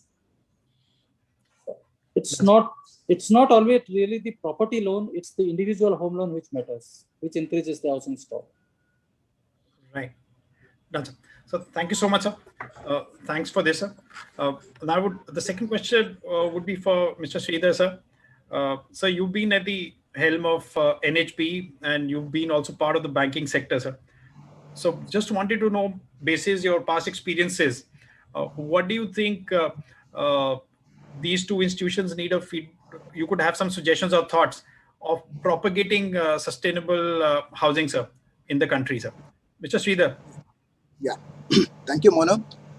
Before I give my views, I must also join this chorus of compliments to you and your team for organizing this and for getting started on this journey. And also to the promoters, Nirmal and Venkat, for having the vision and also supporting you. let me come directly to the point. Now that I will take off from where Mr. Hota left. Mr. Hota has very rightly emphasized the need for building awareness. And I think that is very important. The vision has to be to mainstream sustainable housing. And I would define sustainable housing as green affordable housing. I think the word affordable housing, the appellation affordable housing, green affordable housing has to be changed to sustainable housing. And that should be the government policy also, I feel. And so I have a concrete suggestion there here. I think, and very much like what have been done in other countries, we need to create in India a sustainable housing coalition or a sustainable housing forum, whatever you may call it. May not be a legal entity because there are difficulties in creating legal entities and it takes a lot of time. And we need to very importantly, if I may take the liberty, because I am no longer have any responsibility to put NHB in the center.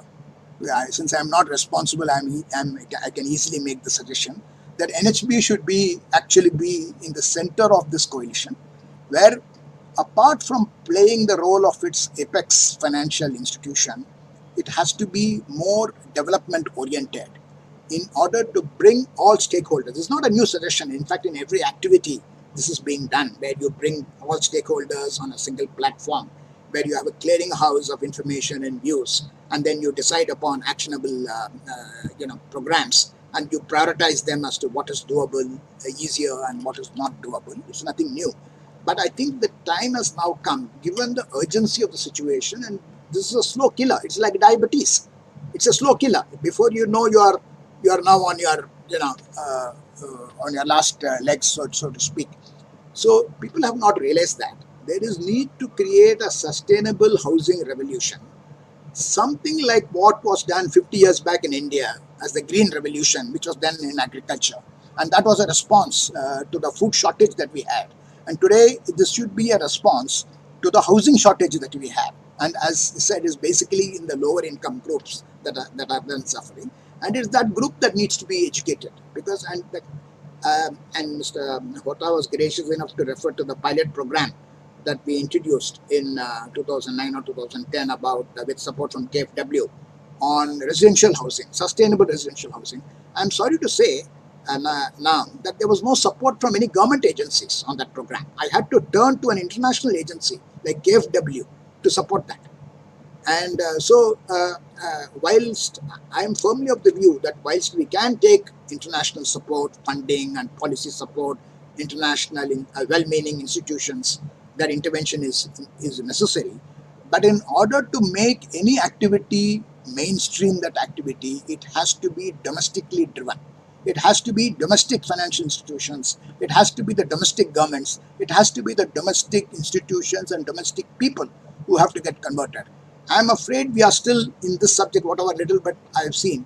I think we are still below that critical point.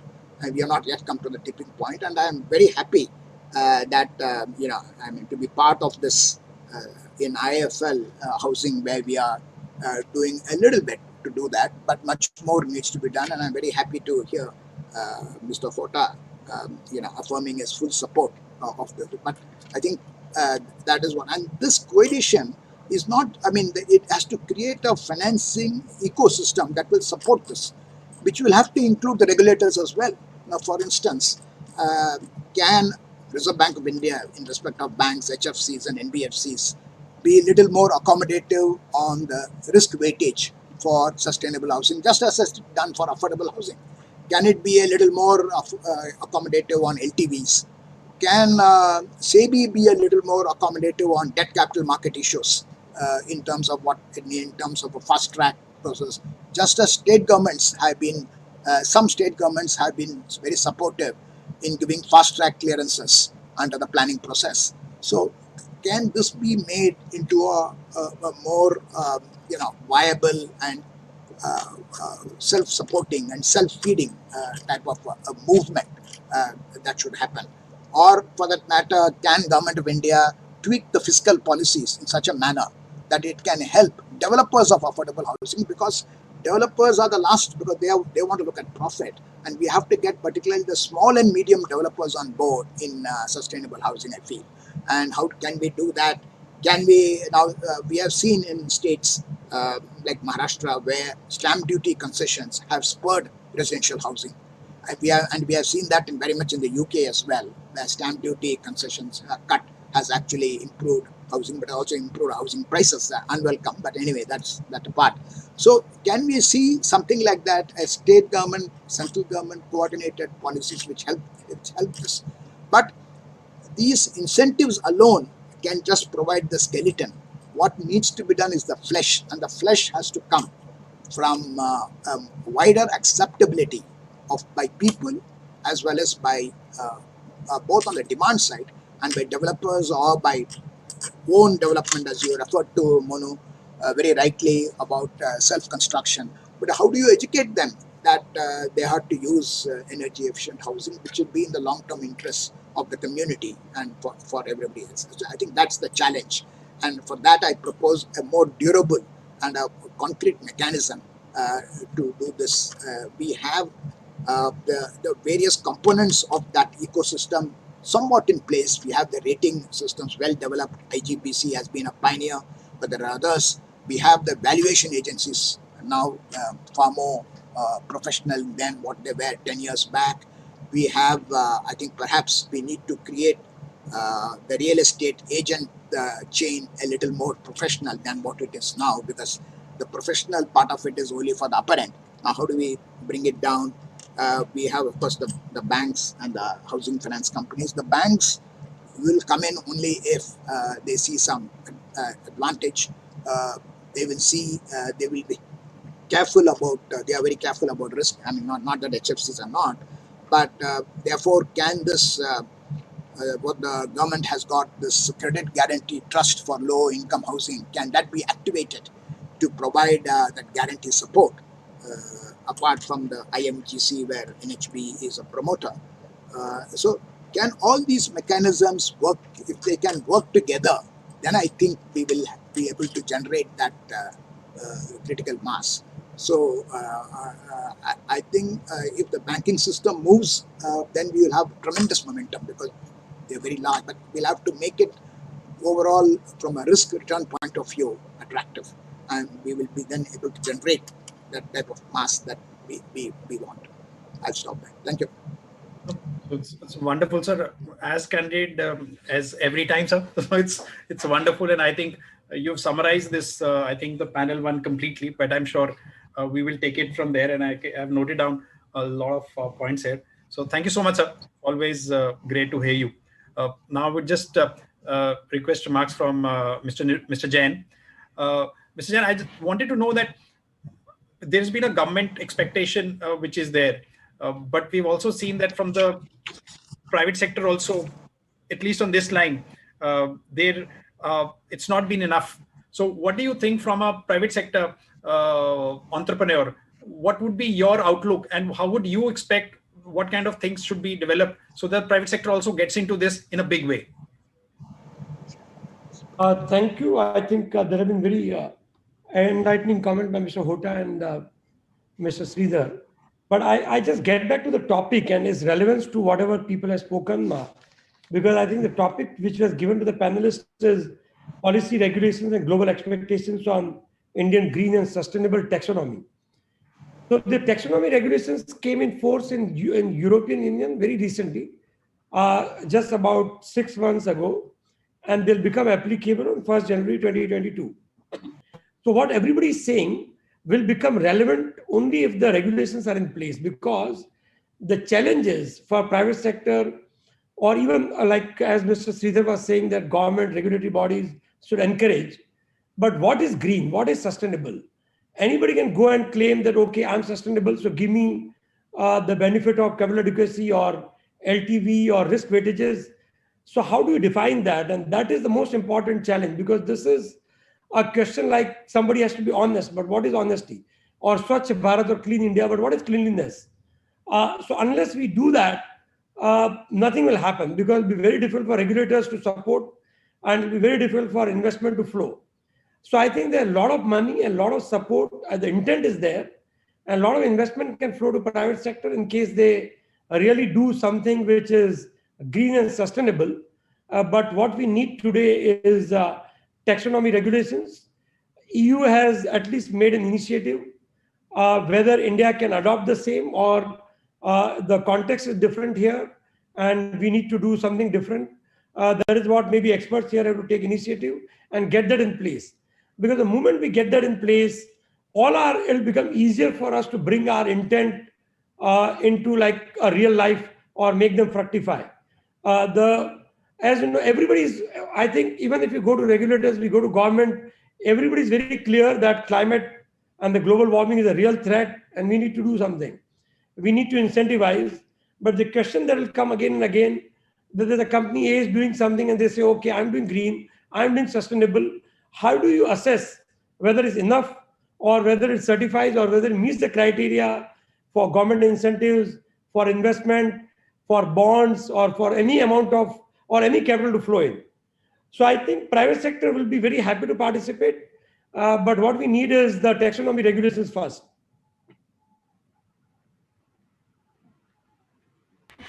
Thank you, Nirmal. I think it is really spot on, and that is how I was about to have Sean's view also on the same. Now I'd like to just ask Mr. Srinivasan, sir, again, what we have seen is the DFIs have come up with on the front of renewable energy in a big way. We see a lot of interest coming on the renewable energy a lot, maybe a bit on the mobility as well. And again, from a standpoint of green housing or say green construction, what are the catalysts which DFIs would be looking at that they could also be looking to participate in this endeavor from a DFI perspective to contribute to this movement? Thank you, Monu. I hope you can hear me. Thank you so much. And thank you, Mr. Hota and Mr. Sridhar. That was fantastic remarks from both of you and from Nirmal too. CDC is a UK government-owned DFI, the oldest DFI in the world since 1948, and in Asia since the last 35 years. Our association with IIFL Group has been for the last 20 years plus since inception, and my personal association too with Nirmal and Venkat for a long period of time. As you might know, the CDC has signed up to the Paris Accord, and our climate change strategy is based on 3 building blocks. Net zero by 2050, which is investing for a net zero world, just transition, supporting just transition to a net zero economy by keeping the creation of decent jobs and skill development at the forefront of this change, adaptation and resilience of sectors, communities, businesses, trading. Putting these 3 blocks, what we try to do is to aim to support our markets to transition to a prosperous, low carbon and climate resilient economies. And there are 4 main pillars as far as the TCFD recommendations are concerned: strategy, governance, risk management, and metrics. So aligning with the Paris Accord and Paris Agreement not only requires the increase of clean electricity, which institutions like us encourage a lot, but also a reduction in the overall energy. So it's a kind of a 2-pronged approach, because as Mr. Hota said, buildings account for 30% of global final energy consumption and energy related CO2 emission. And they are the largest contributor to energy efficiency, where a number of, a lot of transformative investment is needed really. And 15, 20 years back, when we started talking about setting up a ESG committee with some of our, fund managers, our direct investments, etc., not many people could understand. Today, I can tell you, if we are not falling in line with the green agenda, increasingly global institutions will not invest in the country. I think at least globally, at least 80% of all the LPs, the limited partners in the world, are insisting on definitely the climate change agenda. And I think going green is but an inevitable option if you want to raise money internationally. And this trend is only going up substantially. Second point I want to emphasize here, Monu, is that, look, you can't just come into a country and say turn zero. We invest in Bangladesh, Pakistan, Myanmar, Nepal, and the East Asian markets. Climate change as a topic, everyone understands. but there is a certain hand-holding which is needed. And then when we came into IIFL 5.5 years back, as you said, we set up this ESG committee jointly with you, and we started putting the building blocks with you towards this whole exercise. Hand-holding is needed for sponsors. It's very difficult for us to turn around to sponsors and say, you must be climate friendly. What does it really mean?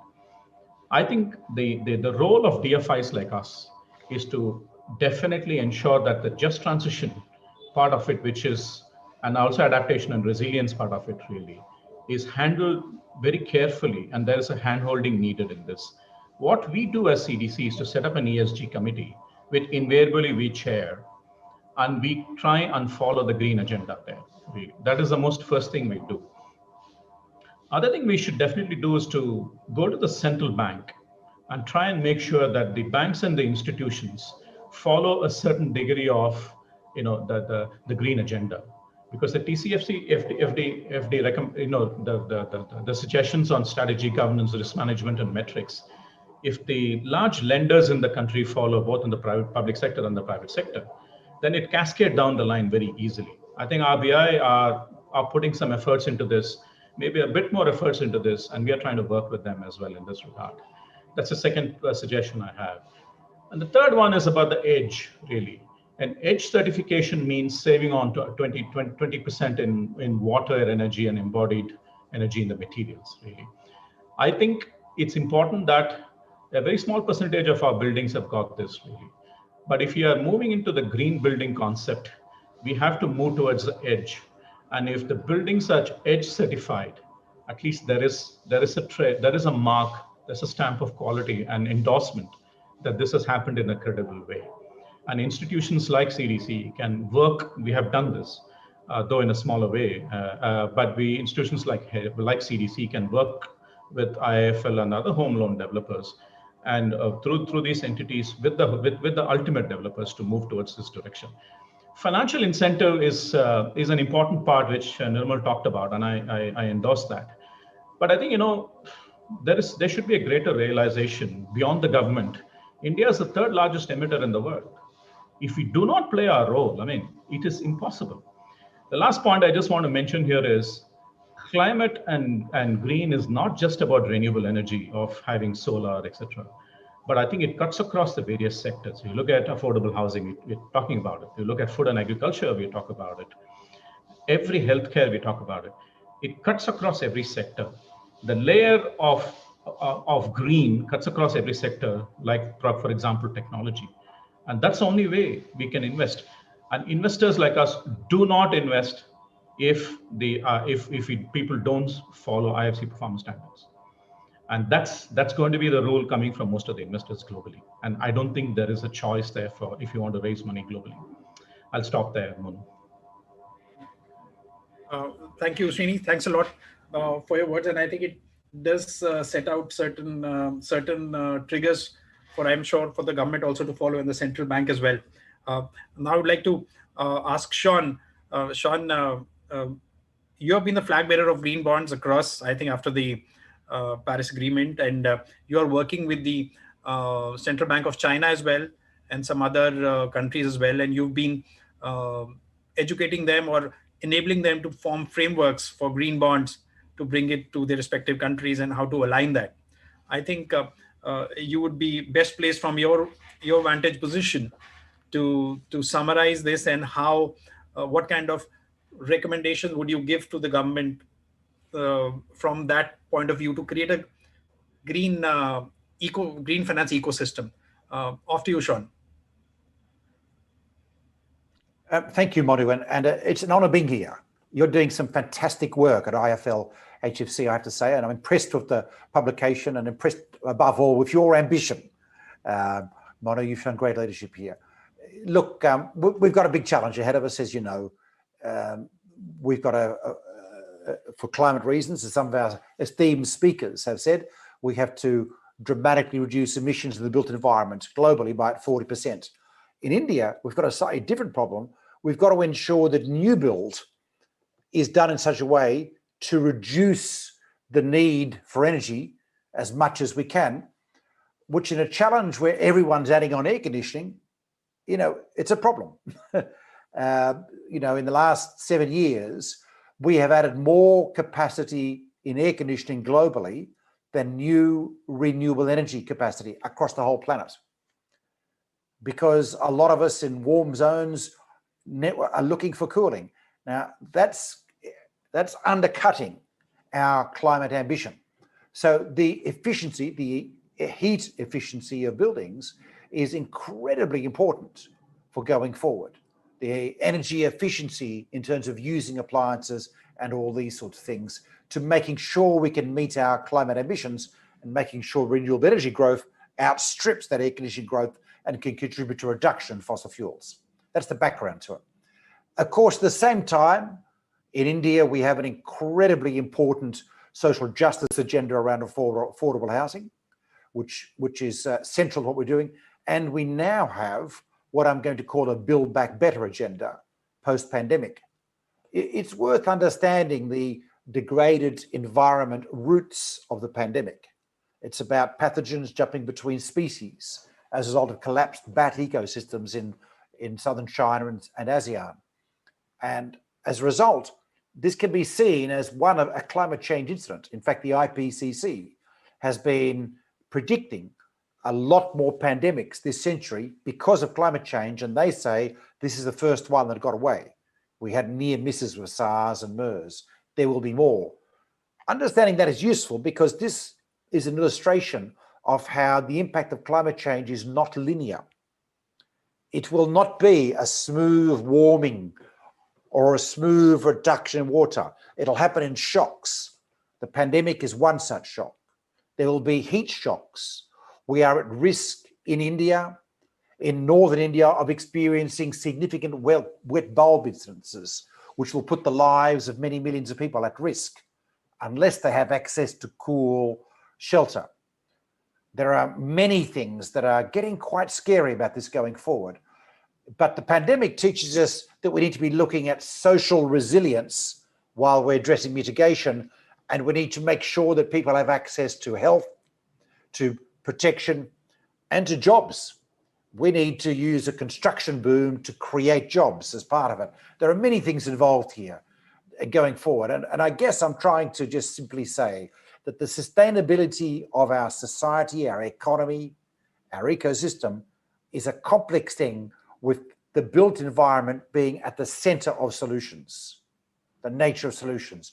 Mitigation is the first and most important agenda item, I'm going to say, because of the extent to which buildings consume energy in our overall system and are consuming more and more energy and damaging our prospects of getting off the fossil fuel energy system, which has unfortunately created the problem we have now. And by the way, a system which has given us a lot of fantastic advantages for the last 150 years. It's created wealth and industry, but we've now discovered at great cost.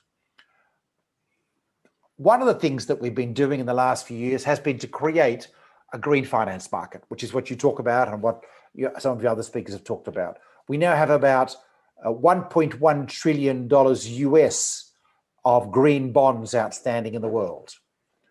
I'm sorry, I haven't got the rupee translation to hand. My apologies, Monu. I'm not as prepared as I should be. But I'm hoping you get a sense of the scale. The US economy is $17 trillion per annum GDP. So give you a sense of relative scale here. We have extraordinary demand for green bonds around the world. In some cases because of incentives, like in China. In other cases, because investors understand that things that are green are more future-proof, are less likely to be affected by policy transition, and are more valuable. The Bank of England did a study a couple of years ago of 1.7 million homes in the UK, which showed that energy-efficient homes had lower default rates than non-energy efficiency homes. In other words, they were lower risk, which in a way that was material to a central bank's thinking about risk in the financial system. And you can see out of this, there are some things we might be able to recognize in terms of relative quality of assets as we go forward. We've seen some extraordinary issuers. The largest green bond issuer in the world is Fannie Mae in the US. that's done some 76 billion, I think it is, of green bonds for asset-backed securitizations, where they've passed on a lower coupon, a lower mortgage rate to those people who are making their apartment buildings, in that case, energy efficient. Barclays, when they did their green bonds in Europe, passed on a 25 basis points lower mortgage rate to qualified mortgages that address the green bond criteria. So there's some very interesting developments around the world going on, and real estate trusts as well. The demand for this product, along with all green products in international capital markets, is very strong. We have extraordinary oversubscription rates. When Swisscom and Iberdrola came to market in the middle of the pandemic collapse of bond markets in April last year, they got oversubscription rates of 10 times and 12 times, which, as you can imagine, gave them in the end an extremely competitive and attractive interest rate on the bonds they issued, $500 million bonds. We saw just a few weeks ago the Italian government go to market with a sovereign green bond, 8.5 billion euros, and they were oversubscribed 10 times. Now, if you've been a treasurer, you would know that is gold dust. Manu, I'm sure you dream of getting those kind of oversubscription rates. You will, my friend, with the green bonds that you'll be bringing to market. Now, of course, that's in international currency so far. In rupees, we've only seen some modest issuance, and as a result, modest flushing out of demand. I mean, Hero Future Energies has issued green bonds just again recently in the Indian rupee market, and they are claiming price benefit in secondary markets. Typically, you have to get liquidity before you get price discovery. So when these markets start, you get flat pricing, and then as they develop, you see, as we have seen in many markets around the world, dollars, Chilean pesos, Australian dollars, price differential beginning to appear. And this is what I expect to see in India as we're able to get domestic issuance going. So IIFL or any other party has a choice of international, where there is price benefit, but you've got some foreign exchange risk you have to manage and deal with, versus domestic in the early stage of this market. We've got two prescriptions. The first prescription clearly is we need to make it easy to understand what is green. Mr. Jain is perfectly correct that we need to address the. I'm not saying, however, that we need an Indian taxonomy to solve that problem, because a taxonomy will necessarily have to reference labeling schemes that are used by industry or by the Bureau of Energy Efficiency or the likes. In other words, if the Ministry of Finance was to do a taxonomy, they're going to have to find schemes to point to achieve a labeling, and that becomes our challenge in the housing sector. We need to grow, expand, promote, ensure appropriate labeling schemes that address the performance of our built environment, the design of our built environment, and frankly, as we develop the construction issues. I think one of your speakers mentioned steel and cement. Steel and cement are extraordinary producers of greenhouse gases in the world. I think it's 14% of overall emissions. We can produce low carbon steel now. In fact, I think Bharat Cement has a product which is much lower carbon than its competitors at the moment, lower GHG, I should say. We need to mandate those in our buildings. And in steel, we can shift to zero carbon steel using green hydrogen generated by the extraordinarily cheap solar energy now available in India. This has got to be a program for the next few years. We need steel producers to be switching their systems over to give us, in the construction industry, zero carbon steel rather than high carbon steel as part of this transition. We will do this. This is what the future looks like. In the meantime, we simply need a labeling scheme for buildings, which is equivalent to appliance labeling schemes. I need to be able to walk up to a house in Bangalore and be able to see a stamp on the front with a guide to whether it's red or green on the labeling scheme, in the same way as I expect nowadays to see that in a fridge. And I think that's a reasonable thing. Now, of course, the Indian Green Building Council is a key player in doing this, and we hope to see an expansion of their work in this area But also EDGE, as mentioned earlier, is also a great scheme from the IFC. I'm not too fussed about the nature of the scheme. I just know it's important for us to make it normal that buildings are labelled in relation to performance and design going forward. And then we can build some change. Preferencing can then be done. We can bring in things like the PBOC, the People's Bank of China, has discount capital at the liquidity lending window of the central bank if a bank posts green bonds as collateral. So a bank like Axis Bank could post green bonds, green property bonds as collateral with RBI, and they would get cheaper wholesale capital. Beautiful. It works in India. We could do risk weighting differentials for banks, such as the Hungarian Central Bank has done in Europe, and the European Commission is currently considering risk weighting the capital ratio requirements of banks. We could simply be looking at urban planning and height restrictions, a simple incentive. We currently have control over the height that buildings can be built to in most or many metropolitan areas. If you do a zero carbon building, or an apartment block, or a low carbon building, you get an extra 4 stories. These are incentives that don't cost anything material, but can help the rapid change to our building stock.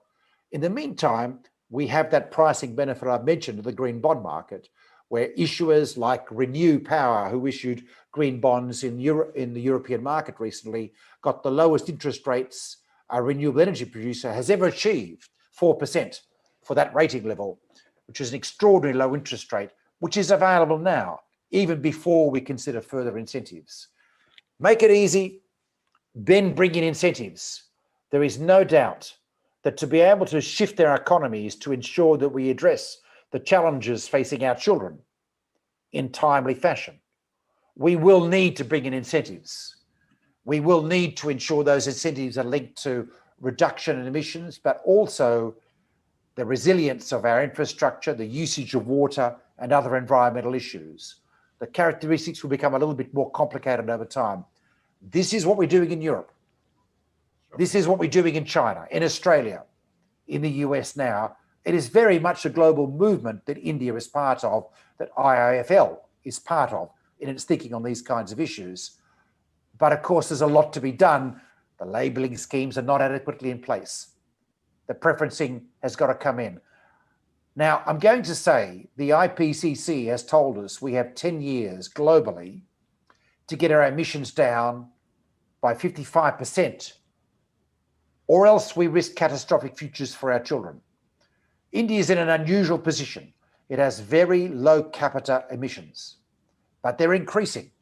In India, our challenge is to ensure that the new building stock, the vast quantity of buildings we're creating in the next 10 years in India, are done in an efficient and low carbon way, so we don't find ourselves increasing our per capita emissions while the rest of the world has to dramatically decrease.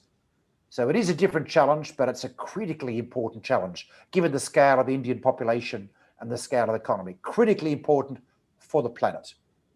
I believe the capital is ready to move and ready to play. I think government can do some things that are very fiscally efficient, that don't require substantive subsidies to make these changes. But we've got to get that labelling right. Manu? Sure. So this could be one of our future projects. So I think a brief summary: make it easy, add the incentives, and India is yet to be built. So that's a bigger challenge, where the world is built and they are just refinancing and refurbishing the existing ones. Thank you, Sean. Always a pleasure and highly motivating. So we'll try to do our bit as well.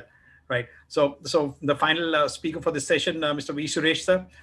So you're running the largest green certification program in India under IGBC, and you've got a great background of working in HUDCO and other entities. So, sir, as Sean mentioned, that possibly you could be one of those leading contributors for labeling or other aspects which will make it a much easier way to interpret and simplifying this green certification.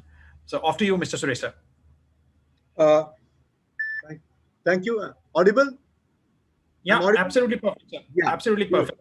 Well, hearing all the distinguished panelists, it was such a pleasure to hear each one of them bring new dimensions onto the whole topic over there. And what I would like to say in closing is the larger one word that comes out into affordable home is called one word called green finance. And green finance is a very popular word these days all over the international market of trying to give the affordable home finance, which is also linked with green products and green projects, which are very, very important. And that's exactly what IIFL is now famous for and has already made a very major impact. If that has got to come, make it happen as a successful one, there are three major actors who have to play their role. From the supply side, a very important component, namely the builders, the developers, the architects, the engineers, the MEPF, the builders, they're all on the supply side area. And the next one is on the demand side area, namely from the point very rightly brought out by Mr. Sridhar already in his remarks there. And we got to take in terms of the consumers, how best you can convey this message in a very large way to them. And the third part of the particular thing is the most important thing of the financiers and the regulators in this particular segment there. And if you're able to get all the three to put their act together, that's when any meaningful interpretation of these efforts can come to fruition. Entirely, I agree with that. Since time is already getting very short, I want to just suggest a few important component from taking off from Sean's point of view. I was thinking in terms of a green housing bond which will also help raise substantial amount of finance in the market, and you also should get that at a cheaper cost there. And I would also give a complete tax break on that. It should be a tax-free component coming over there. It'll be a fantastic opportunity where the cost of money for the housing financing institutions would be very, very low. So imagine the green housing bonds can be a major one.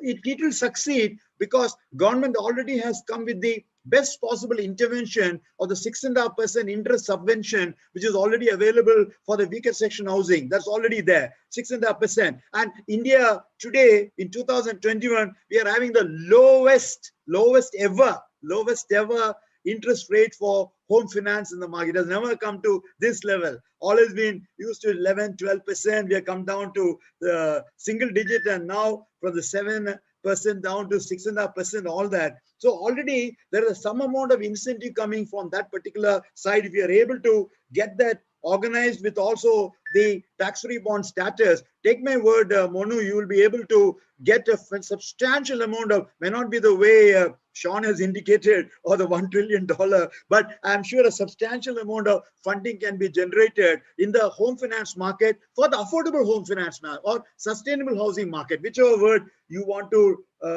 do that. The second major component on which I thought we'll indicate is the way in which the housing market already gets into the both for the capex as well as the opex. Capex is on the building development, where the incentives are given on land or development or additional floor area ratio. Sean also mentioned a few more floors. It doesn't cost anything, but it gives an incentive to bring that in a big way. And the next one is on the capital, on the operating cost, that is the property tax regime. Even on that particular thing, some of the municipal corporations are ready to bring, if that is green and completed green and continue to maintain green. Very important that, not only on paper, but maintain by saving energy, saving water, waste management, all that. If it is done over there, they can give a 15%, 10%, 5% reduction in the property tax for these particular components. Of course, some of the governments already come down stamp duty and other related things, which are also fiscal instruments which can come into this particular thing. And if it is going to be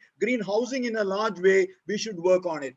And since the question has been raised by most of the other distinguished speakers, just to inform that IGBC has been a pioneer in this sector, and we have done about 1.7 million houses or 17 lakhs houses with 2.2 billion square feet or 220 crore square feet of green footprint. And that was done not only for the middle and high income. When the government started this new initiative for the affordable housing, a separate rating exclusively for IGBC green homes, for the affordable homes for the weaker section, low income. The poor and the low income equally deserve sustainable housing in terms of the energy, on water, on all green material in a very large way. And the third point I wanted to just indicate, net zero was mentioned over there. We are working towards the net zero on net zero water, net zero energy, net zero waste, and net zero carbon. All the four components of the net zero is working primarily towards optimizing efficient, effective use and economic use of all these resources, so that we'll have the least amount of carbon footprint coming on that, or no additionality. I think Sean has given us an indication. At least all the new products coming over there ensure least carbon footprint comes on that. You know, that's a very major, powerful lesson as a policy issue that we can work on in a very large way. And I'm sure we will be able to do that with the type of incentives that has already come. And therefore, the last component is all the building blocks. The building blocks play an important role over there. I talked on finance, I talked on rules and regulations to have larger built up. Is the building blocks or the products that you come, all your walling and roofing material. We don't want to use the steel and cement.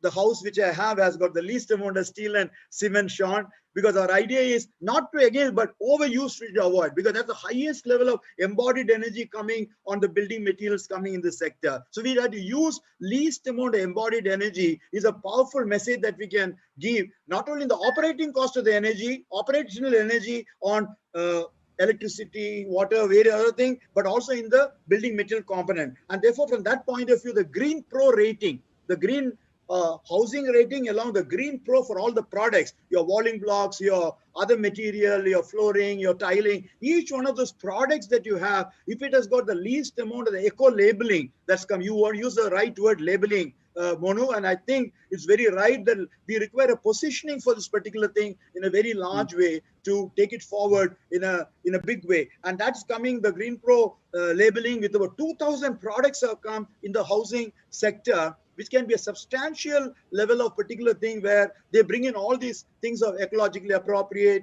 as well as least amount of energy to be used, and environment friendly aspects come into this particular thing into a very large way.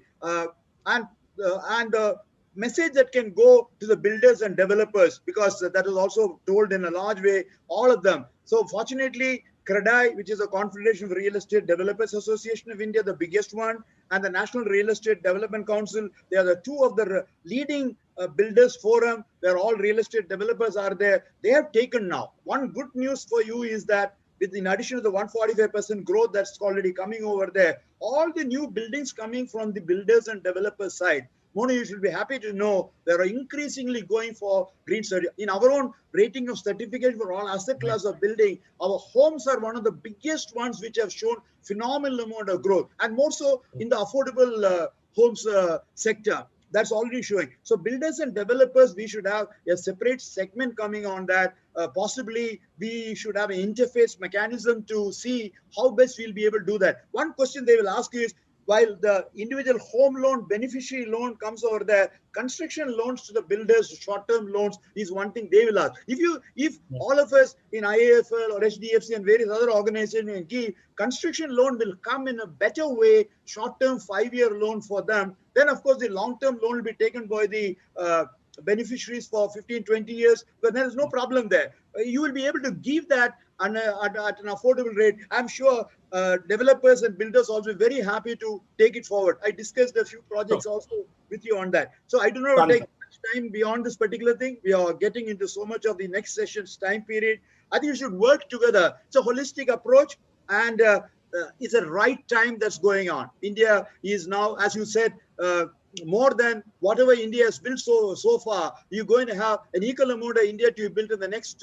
2 decades time period. We were just around a billion. It has come to 1.4 billion. We added about 400 million in 20 years time period. I'm sure Sean will have a shock when he hears that. adding 400 million in 20 years time period. India, which is more than an America getting added. So you imagine the amount of requirement of housing, hospitals, hotels, schools, etc. We are going to be on a very major thrust on developmental one. And if you are only able to ensure that everything is done on a green path, we'll ensure that whatever is required towards the 10-year requirement of the sustainable development goal to the year 2030. We are on the first of the last decade there. We are in 2021. We got 10 more years to go there. How do you bring all those benchmarks to happen? I think we'll make it happen. Absolutely.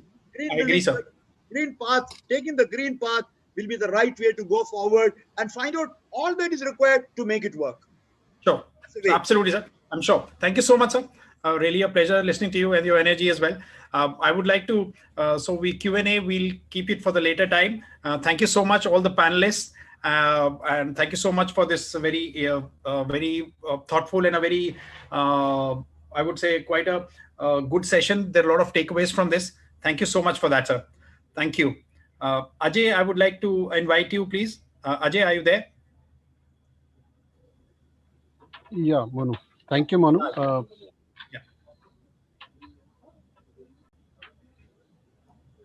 Ajay, you can start. You can speak. Yeah.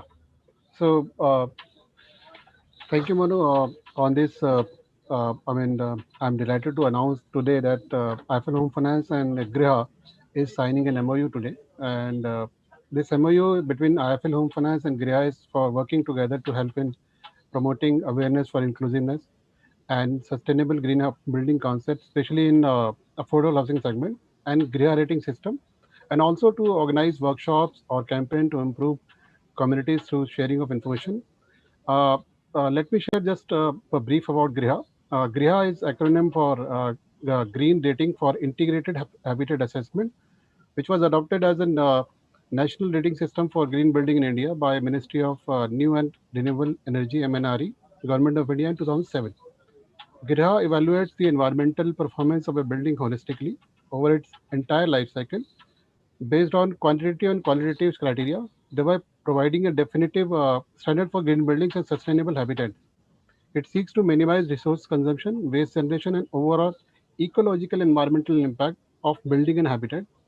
GRIA has been acknowledged as a tool to evaluate reduction in emission intensity through habitats as part of mitigation strategy for combating climate change in India. India's nationally determined contribution submitted to United Nations Framework for Convention on Climate Change. GRIA rating works on the underlying principle, which is what gets measured gets managed. And for this purpose, we have with us Mr. Sanjay Seth, who is the CEO of GRIA Council. And just a brief about Mr. Sanjay Seth. He's training, he's a civil engineer and has more than 28 years of experience in power sector, of which the last 9 years have been on demand side. He has worked in various capacities in central public sector generating companies, under the Ministry of Power, and was associated with planning, monitoring, coordinating construction management of hydro and thermal power plants. Now I request Mr. Seth to share his views on this understanding. Hi, Monu. Thank you very much, IIFL. It's really a proud moment for us to be joining this platform along with many esteemed speakers who have spoken prior to us coming live for this auspicious, as I may say, signing of the MOU between IIFL and the GRIA Council. I think some of the, of course, the speakers who have spoken before me, they have echoed their sentiments and made very valid points as to how the green building and sustainable development really needs to be scaled up to really be looking at the transformative impacts that one is aspiring for. And especially I would like to, of course, congratulate my senior colleague, Mr. V. Suresh, who did speak a lot about the green building movement in India and how he really spearheads the Green IG, the Indian Green Building Council, and making sure that the green building footprint takes the scales that one is really looking at in the future. through this MOU that we are signing today, I am very hopeful that, when we are trying to provide housing for all as per the initiative of the Government of India, one thing that comes to mind is that merely providing housing for all is not the be all and the end all. I think it's the basic comforts, because one aspires to live out of a house only because of the comfort and safety. And if the comfort levels go missing, then it really ends up as a block where one ends up living. So that's not the intent. And I think our partnership between IIFL and the Griha Council, we are going to make sure that what is ultimately delivered to the end consumer is going to be basic level of comforts. They are the overriding factor that we are going to be working on. Of course, green finance, as the learned speakers have spoken, I think is very, very important. I'm very glad to see Mr. Hota and his remarks that he made today during both the inaugural session as well as subsequently in the panel discussions. I think are very, very valid. I really echo these sentiments expressed by him. And I look forward to maybe even come across. We are not very far away from you, where you are located. We will come and shake your hand as well. And, you talked about the Bureau of Energy Efficiency and the Standards and Labeling Program. Well, we are very, very proud and privileged and honored to be associated with all of these when I was a part of the Bureau of Energy Efficiency. And last that I left there was as the Secretary of the Bureau of Energy Efficiency. So these are all programs which are very close to our heart. And also, given some of the comments that were made by our esteemed speakers regarding the labeling schemes and all of that, I think they are all market drivers. We definitely think they are very important elements which could be a driving force. But I would not really like to go into details as to what Griha is doing and the numbers. I think those are available on our website for all of you to see. But there are a couple of landmark MOUs and agreements that we have recently signed, where we hope that this really gives us a lot of encouragement as to the way we are going to be partnering with other labeling programs and rating agencies in the country, coexisting together and making sure that the minuscule green building footprint that exists presently would really be scaled up so that it becomes something which we really are all aspiring to ensure. We would have signed this agreement, Monu, with you in person. Unfortunately, for the conditions that we are all in, we had to shift it. We had to shift our event as well. And likewise, today also we are joined again on a virtual platform. But I look forward to meeting you very soon. I'm sure that we will be getting over this phase sooner than later. Just to let you know, I've got my first jab today. Hope that all of us, and with the government now opening up with 45 years and above, everyone to be vaccinated, I think it's a good sign, and we would very soon be meeting up together. Thank you very much for this opportunity. And Monu, do you think that we need to show up? Yeah, I think we just need to show it to everybody. Okay, we have a MOU signed, and we hope to work together for this. Right? Yeah. Thank you very much. Yep. So, Sanjay, it's always a pleasure talking to you, and I'm sure together with Griha, we will the thing about capacity building and also education down the line, we'll take it to another level. Thank you so much, Sanjay. Thank you so much. Thank you very much. Thank you, Ajay. Thank you. Yeah, thank you so much. Yeah. Sorry that we are running late a bit, but we'll get on to the second panel.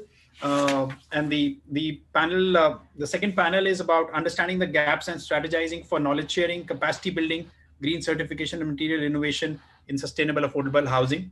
The intent of this panel is, I would say, slightly more granular and more on the ground and making things happen. And for this, I would like to invite the panelists, and I would start with Susan Olson. Susan, can we have you there, please? So she's a senior specialist for private sector financial institutions South Asia with ADB, and currently heads the ADB's private sector financial institutions division unit for South Asia, based in New Delhi. Leading professional in the areas of microfinance, SME, affordable housing, and green finance. Proficient in local currency structures, complex multi-stakeholder syndications, risk sharing, and guarantee products. So it's lovely to have you on this panel, Susan. Welcome. Thank you, Manu. Yep. Then I would like to invite Mr. Ashok B. Lal, the principal architect for Ashok B. Lal and Architects. He's a renowned architect and known for practicing sustainable development techniques, co-author of this book as well. Graduated from the University of Cambridge in architecture in fine arts in 1970, and he established his firm in 1981. He teaches and propagates architectural practices based on the principle of environmental sustainability and social responsibility. Some of his remarkable architectural designs for various institutions as TIS Hyderabad, IIT Delhi, Times of India Delhi, IDFC Delhi, and IRRAD Gurgaon. So welcome, sir. Welcome, Mr. Lal. Then I would like to invite. Yeah. Yep. Then I would like to invite Sejal Patel, Professor and Chair Housing, Faculty of Planning from CEPT University. 2016 European Union Commission Fellowship awardee with PhD in Urban Governance under the Erasmus program for doctoral research at the University of Twente, Netherlands. Highly ranked consultant amongst various levels of government. Extensive research in urban planning, legislation, urban regeneration, gentrification policies, and affordable housing policies and projects. Welcome, Sejal. Thank you so much for accepting the invite. And then finally, I would like to introduce Neha Kumar. She's the India representative of Climate Bond Initiatives. She has over 14 years of experience in public policy and industry action in India on sustainability and responsible financing. She has facilitated projects that led to the regulation on ESG disclosures by the Indian market regulators and SEBI, and contributed to the development of the financial sector-led responsible financing guidelines. Welcome, Neha. Can we have all of you on the screen, please? Yeah. So I will like to start with Susan.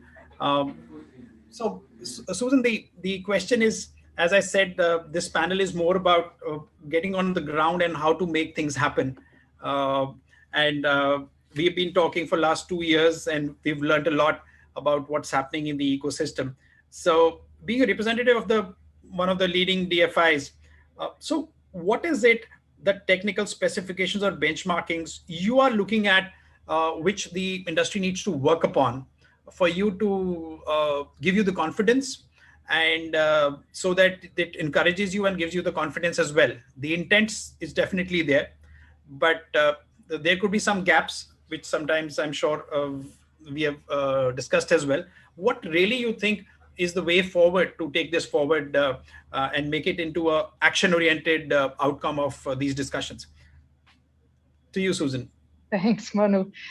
So I'll start with a short answer, and then I'll fill in the gaps in terms of the context. I think from my perspective, or from the private sector side of Asian Development Bank, one of the key missing ingredients is really the lack of leadership, more leadership, replicating, scaling the leadership and the vision on the part of the actors who can implement on the ground, to build with a more mainstream vision, that if the housing deficits that need to be met, the construction that needs to happen in India, 70% of which we know still needs to happen by 2030 to meet some of the deficits in buildings, let alone the housing deficit in the affordable segments, economically weak, low income groups. There needs to be more vision and coordination on the part of all of the stakeholders to make that happen with green as a mainstream vision. I can say that, coming from the perspective of a financier and kind of echoing the comments that Srini made from CDC and Sean from the Climate Bonds Initiative in the first panel, that the money will flow. If there are good green projects to back, there's plenty of money to invest. And in fact, EDB has its own climate finance targets, which are very ambitious and require execution at scale. We have to, by 2030, so we're working on our 2030 strategy, 10-year plan. By 2030, 75% of the projects that we fund need to have climate risk components, whether it's climate risk mitigation or climate adaptation. And we have an institutional target to fund 80 billion in climate finance projects as well across Asia Pacific by 2030. That can be on the macro side. It can be supporting our developing member countries. As you may know, the Asian Development Bank shareholders are the member countries in Asia Pacific. India is a very important shareholder member for us. So of course, a lot of the work that the bank does is to fund policy change and government programs that can help scale climate finance using the public actors and instruments that are available for governments. On the micro level, and again, speaking mainly from the private sector perspective, what we need to do is find more IIFLs who have the vision to support this green affordable construction implementation plan. You know, we do work in that intersection between social impact and green. I think affordable housing for the economically weak low-income groups is a classic example, and one of the rare great examples of where green and all of the need for reducing CO2 emissions that we've discussed already in the earlier panel, and providing better social impact in inclusion for low-income segments is where it intersects. So for someone who works with financial institutions in India or across South Asia, it's quite rare still to find housing finance companies who are enabled to finance the developers, provide them technical support to get certified in their construction, and also be able to finance the demand on the consumer side by giving them, access to mortgage finance for these affordable homes, and even better yet, green certified affordable homes. That magic combination of being able to connect the demand and supply happens especially at the HFC level. Having said that, there needs to be more replication. There needs to be more vision in the HFC sector in India, I would say, in order for more solutions to be implemented at scale. More finance available for the developers, the small and mid-sized developers who are building in the tier 2, tier 3, tier 4 towns where the biggest housing deficits still lie.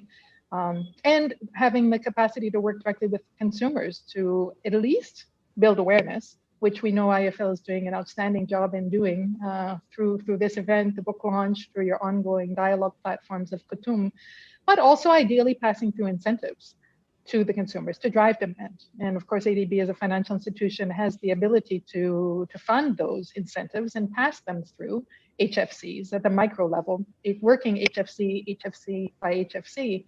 But I guess the short answer that I provided at the outset is that we really need more vision and leadership on the part of the sector as a whole to drive more systemic change. Right. Thank you, Susan. I think thanks for the compliment that you need more IIFLs. So maybe we have created the spark, and hopefully others would also join in. Thank you, Susan, for your comments, please. The next question would be to Sejal. Sejal, you come from an academic and the research background, and I think that perspective is extremely important because till such things become practical and consumable, I think that it remains a theory and presumed to be a theory, but the theory is extremely important to give the guidance for this. And from your perspective, from where you look at these things, what do you think we need to do to create sustainable cities and especially sustainable housing? And what could be the measures could be taken at a city level developments, because we are talking about smart cities, a lot of town planning being done. And as we said, the supply has to be there. And what could be the ecosystem changes to be brought about while planning cities and housing, which could enable this? So more supply is there, hence more green mortgages. Yeah, to you, Sejal. Yeah, thank you, Monu. I think there are two major changes. One, that delivery of service land to the markets. I think that really needs to be expedited if the cities have to meet with the housing demand. And what is happening is typically the service land delivery to the housing market, it varies from city to city, but it is at a lower pace. So that's one of the key area of focus that needs to be there. Second area of focus is this entire process for the developer or for the supply mechanism in converting land to build space. I think that itself, with the concerted efforts of the government of India in the last 5 years, there has been a marked increase or a marked improvement in the transaction processes in converting land to build space. And that is also reflecting in the ease of doing business records of the government of India. especially in securing construction permits. But again, there in the overall ecosystem, I think still a lot more ground needs to be covered so that this process of converting land to build space can be optimized in terms of both the time duration as well as in terms of the kind of procedures which are involved in doing so. The third aspect is related to what is earlier both Mr. Jain and Mr. Kidney talked about how can we better understand greenhousing. Similarly, I think a better convergence and understanding of what constitutes affordable housing is also very important. And here I would like to bring first three major sort of policies which shape the affordable housing delivery by the markets at the local level. One is the Section 80 IBA of the Income Tax Act, which prescribes affordable housing as a housing which is a price ceiling of 45 lakhs, but wherein the carpet area is 90 square meter. Fortunately, this also aligns well with the GST's prescription of what is an affordable housing, which also is a similar price ceiling of 45 lakhs and a carpet area of 90 square meter. So essentially, units which are 3-bedroom hall kitchen and which are in the price ceiling of 45 lakhs is a RERA registered price. The third component, which is right now also, which is, the third policy framework is affordable housing being given the infrastructure status for environment for the ECB. Now here, the definition changes. So here, the definition is that 50% of the units have to be under the segment of 60 square meter of carpet area. And then, so these are the three major policy prescriptions which have impact on delivery of the so-called affordable housing at the local levels. Additionally, there are also inclusionary housing policies of the state government and the local government. For instance, in Ahmedabad, we have a residential affordable housing zone. Now, there the definition of an affordable housing is only in terms of the dwelling unit size of 80 square meter. But because of what has happened on ground and developers also seeking a sort of convergence with the other policies, that has been changed to 90 square meter. So this kind of convergence is what is really required so that the markets or the supply mechanism can also avail most of all of these policies. So that's my first recommendation.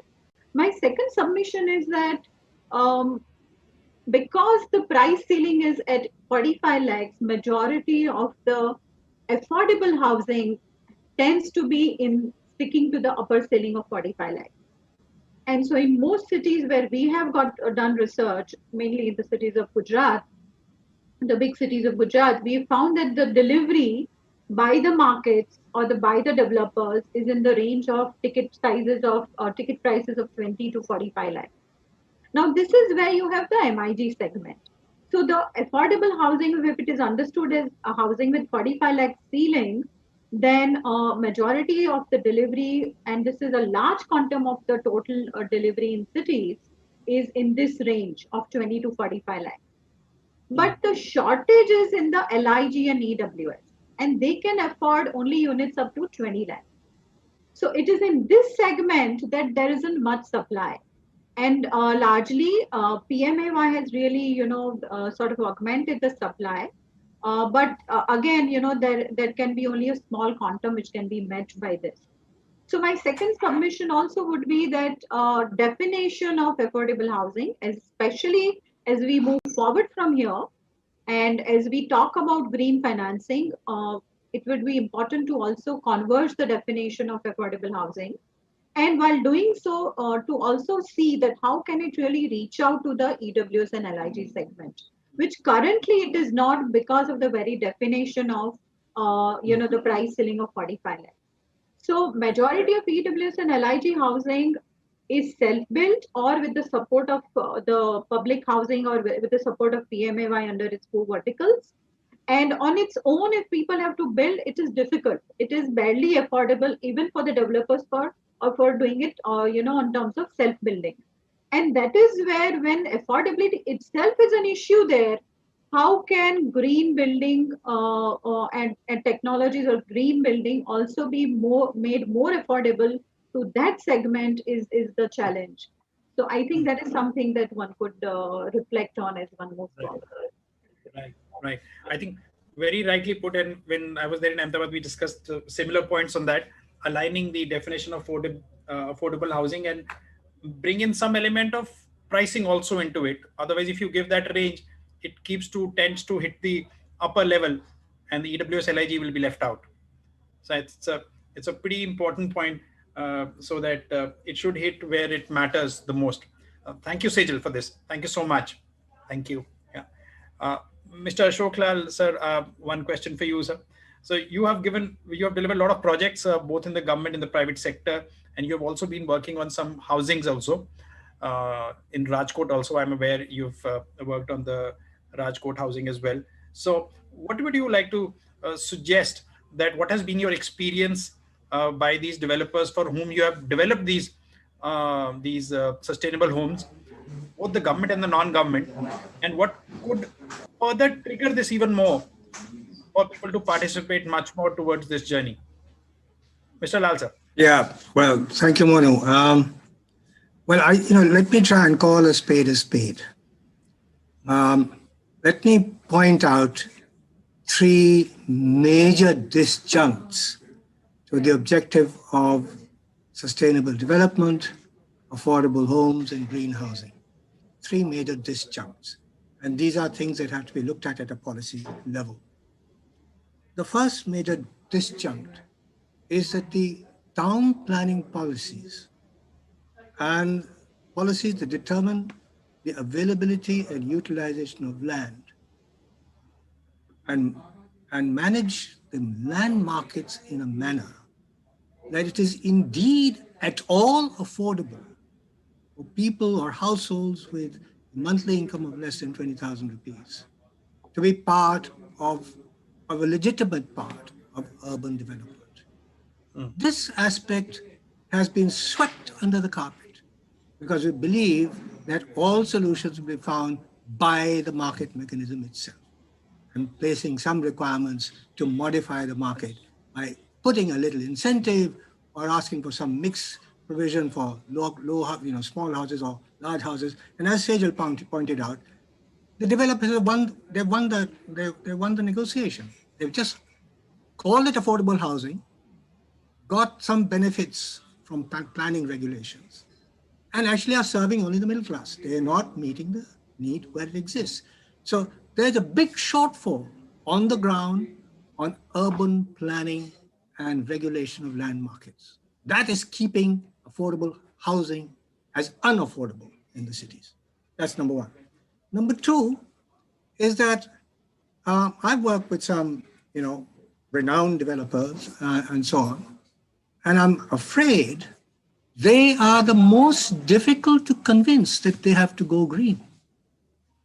They are insistent that they have all the solutions of building with a lot of concrete and a lot of steel and a lot of glass and all kinds of things. Their salespeople determine the nature of housing that they want to produce, which they think they can sell, knowing full well that they're going completely in the opposite direction from green. And then they come to the designers or the green proponents and say, now within this framework, can you give me a solution? Right? So they are not being honest with this whole thing of green. They have to be called out on this. You can name all the big developers and I can prove it to you. This is what's happening. The third disjunct is the so-called the selection of technologies to meet the housing demand, global technologies that can meet the housing demand by producing large number of homes with advanced technologies and whatnot. And there are promotions of what are called lighthouse projects to show how quickly, like they must have done in Eastern Europe and USSR or post-war construction in Europe, large-scale construction, multi-story high-rise stuff, all in concrete. That is being sold and being bought by government and promoted by government. So government is looking at some sort of an arithmetic game, completely sweeping under the carpet the objective of sustainable homes. They're doing that. And they're not willing to admit it. They're not willing to admit it. So I think these are three major disjuncts in the whole puzzle, and they have to be confronted face on. That's my point. And I think on the ground though,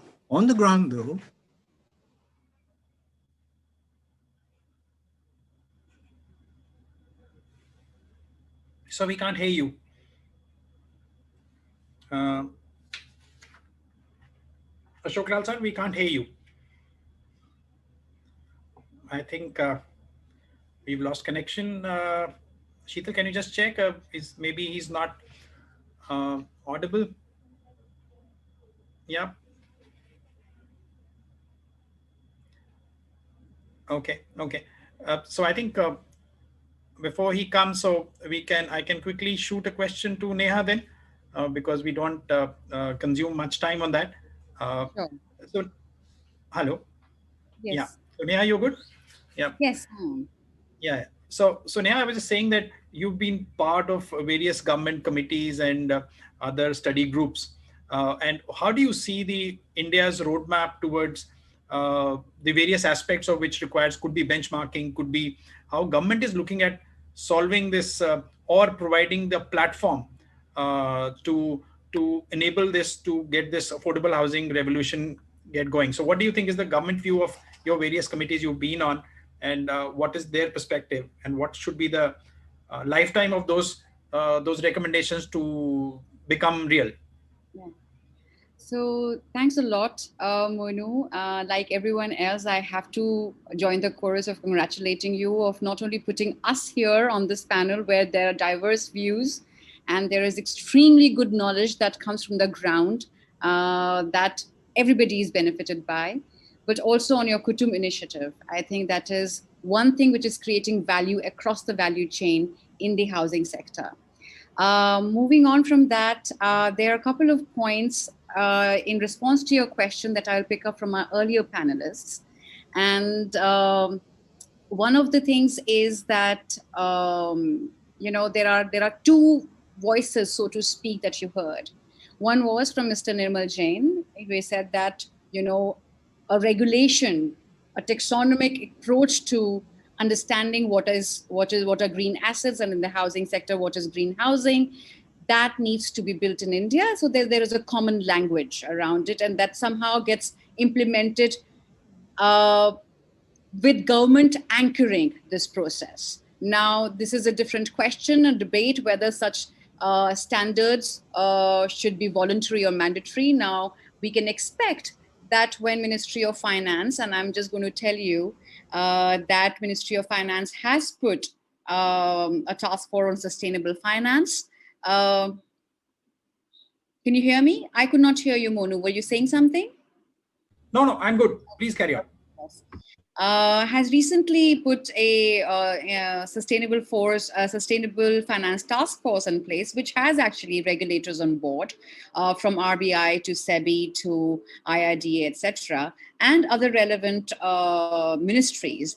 And I have been given the opportunity also to join the working group on taxonomy. So what I do want to share with everyone over here is that the government is actually now really putting some of those ideas into action, which a lot of us had been wanting for the government to take a driving seat on. And in fact, yesterday was our first working group meeting in order to understand what kind of taxonomy that India should develop, embrace, adapt, and then implement, and what would be the various challenges in front of us, as well as some examples, as we mentioned, EU being one of them. Also, then the question came on what shall be those sectors that really need taxonomic attention in the right to go ahead with, And I have to say that the building sector is a strong contender, even though that, those kind of discussions will take some time to actually become granular, because we were talking about the criteria that is going to be important in selection of those sectors. And that is about, the economic impact, contribution to GDP, the extent of jobs that can get created, the climate impact, the mitigation impact, the emission impact. All of those are the metrics by which we will be looking at some of the initial sectors to work on. Now, the second point that Sean mentioned, and it was the importance of actually labeling according to certain standards, which will probably become even more clear when you have a taxonomy. But irrespective of when you have that taxonomy, in the meantime, there are international standards and there are national frameworks, as we just heard. There's also been a recommendation by a set of stakeholders that SEBI, which gives you a broad category of of investments, of green investments through green bonds, and then the disclosure requirements thereof, that the time that India takes to develop its taxonomy should not be a wait and watch time. Certain regulatory amendments or signals can already be given to the market so that there is a movement in the right direction. And one of the recommendations actually was that certain labeling schemes, certain certifications that happen, and which Indian market has shown a very good uptake of. And I'm here going to talk about the CBI certification scheme, because more than 50% of the issuances out of India have been certified. Now, that certification, that is by CBI, but it actually signals something, that there is a market uptake of a scientifically robust standard, which gives comfort both to the borrower as well as to the investor. And this market uptake gives you an idea what labeling scheme or what certification can do in actually to drive the market ahead. So whichever aspect that there are multiple labels, or this taxonomy, what will it drive towards, the understanding that the label itself can actually make the market, and also bring out or start the conversation with the investors who actually invested that in a green product. Now, we keep on saying we have to get institutional investors on board, that there is, at least domestically, not that kind of incentive or awareness or inclination to really distinguish between their investments, whether they're going to brown or to green. But labeling, when you actually make that visible in the market, also gives you an opening door to talk to the investors who actually invested in that bond. When we're talking about domestic issuances. So to your question, the answer is that in the ecosystem, there is a movement towards more regulation.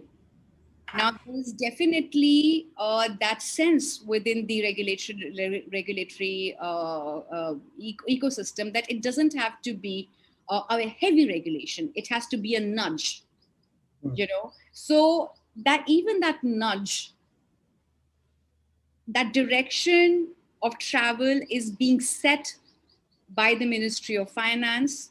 When it comes to sector level discussions, I think a lot more expert voices, and financial sector voices, no doubt, a lot more expert voices will be the ones that will be invited to actually guide this process forward. In terms of timeline, what I can say is that there is a sense of reasonable urgency that something needs to be shown from the side of policymakers. And this can be also read within the context of the fact that India is mulling over announcing its net zero commitment. It is still mulling over. It is one of those countries which has not yet announced it. And in order to do so, it does want to begin that process within the framework of sustainable finance, to be very focused on certain sector level strategies, which I think will get clarified within, if you take a taxonomy lens. Great. So I think, thank you so much. I think if we sum up the panel 2 discussions, so Susan spoke about leadership in sustainability, and there's a convergence and the lead to be taken by HFCs, so that there can be more such stakeholders end to end to make it happen.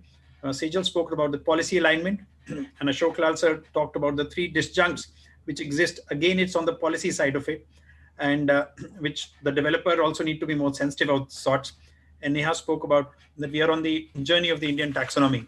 So thank you so much, panelists, and for taking out time for this. It was great.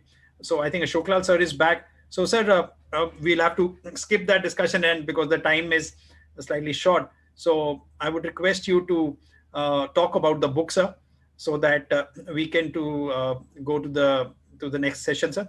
I welcome Mr. Ashok B. Lal to talk about the book, which actually is his baby, and we've just been the guardians of that. Ashok Lal, sir, talk to you, sir. Okay, thank you very much, Monu. I'm going to share my screen. So there's a technology challenge here. I think we can overcome in a minute. So let me just start this.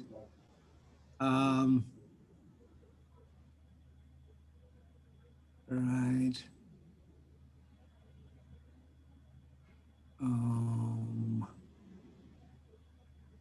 Yeah, we can see that, sir. We are good, sir. Screen, right? Yeah. But I think I've got the wrong thing over here. Just give me a minute, please. I want to open my small presentation, PowerPoint presentation. I have to get back.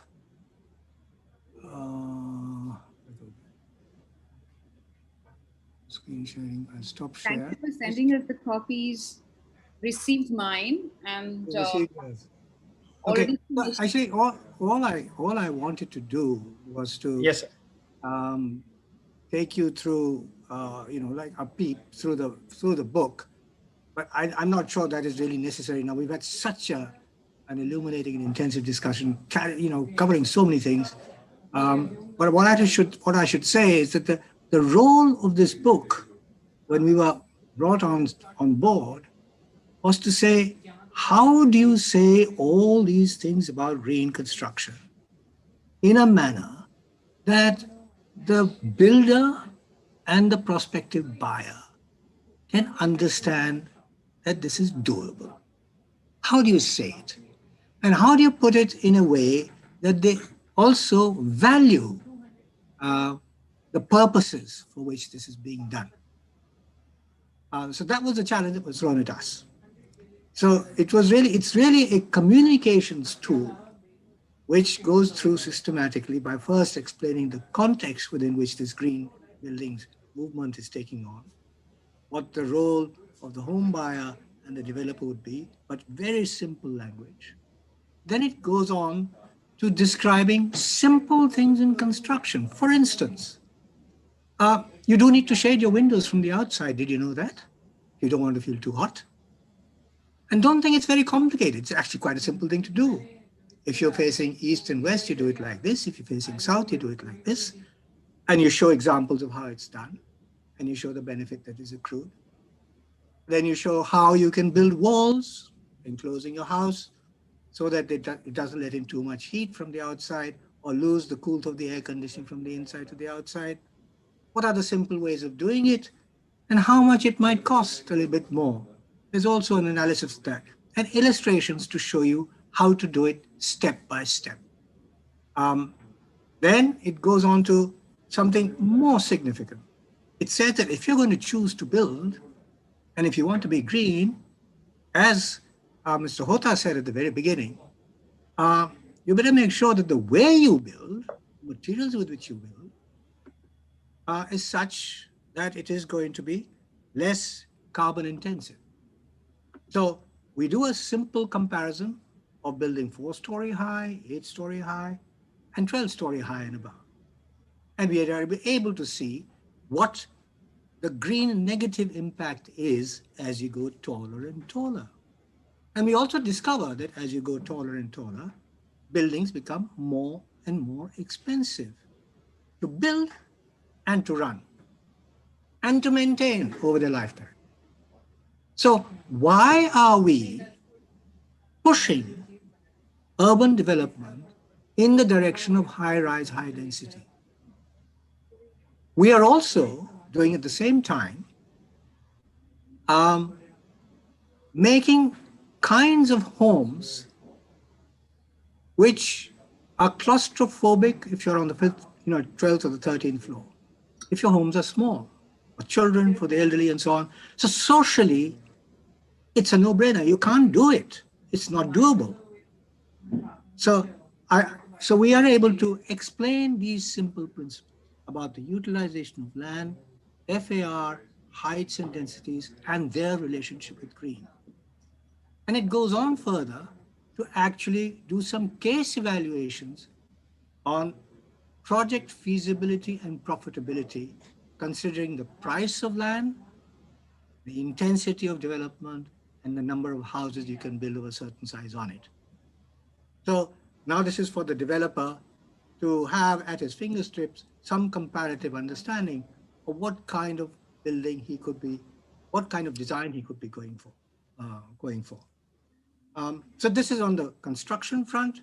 Similarly, on the water front, we have our partners CDD, who've done a wonderful job of, again, in simple language, explaining what is conservation of water, where it is used, how you can save it, and what are the simple ways by which you can treat it and recycle it, and how much it will cost.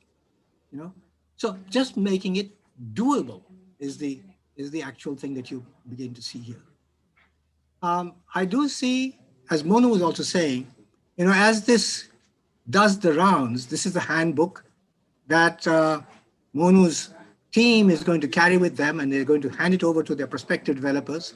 And they will be referring to it. They'll be asking a lot of questions, and over the next year or so of experience, we'll discover what more support we actually need to provide on the ground in practical ways.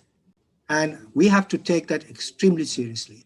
So this is work in progress, and I do hope this is making the right beginning. But the idea of communication, I think, is the most important one.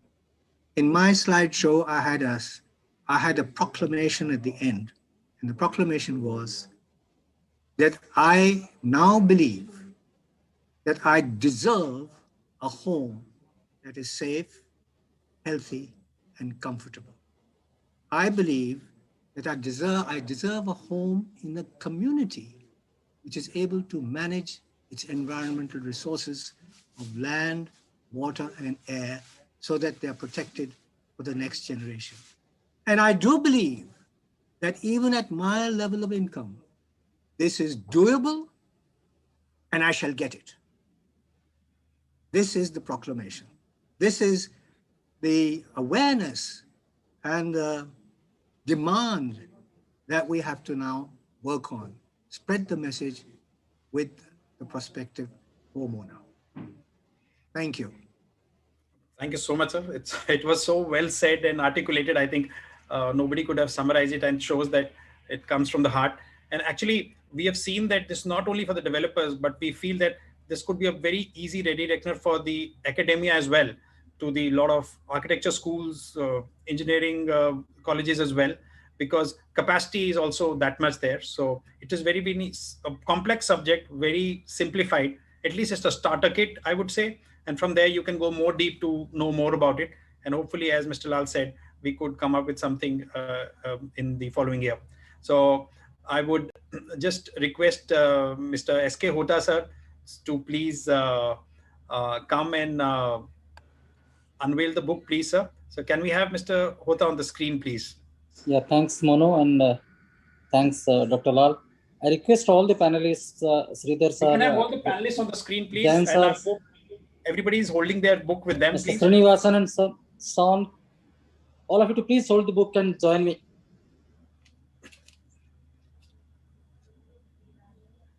Mr. Hota, you took all my words away in your talk. Not brilliantly said, I must say. So done.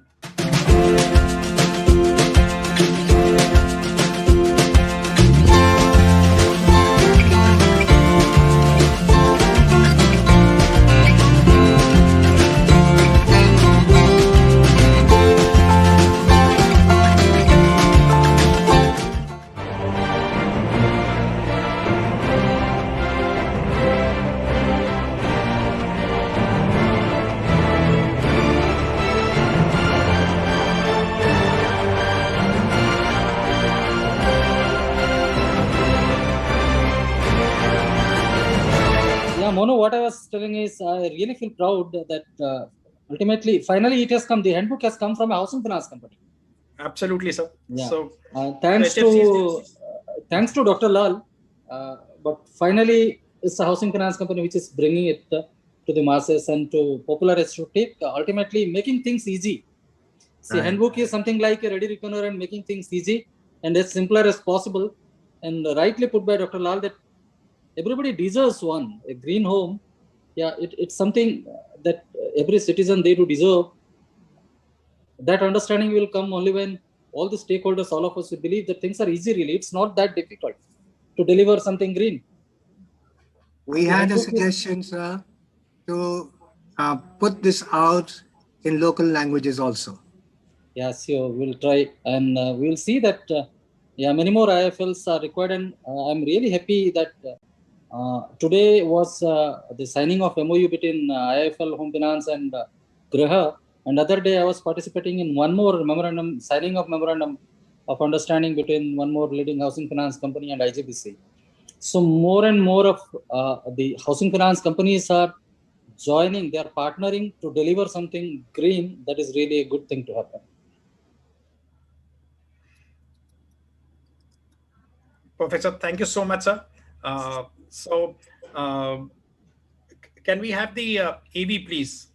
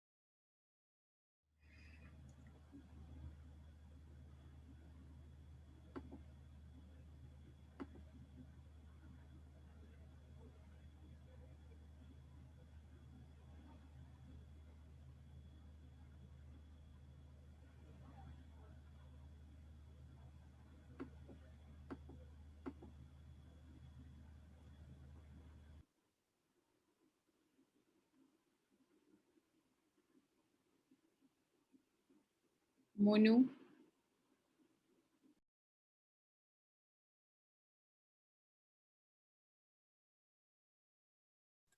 I can't hear anything. I'm the only one, or AV came on the platform for where the audience was.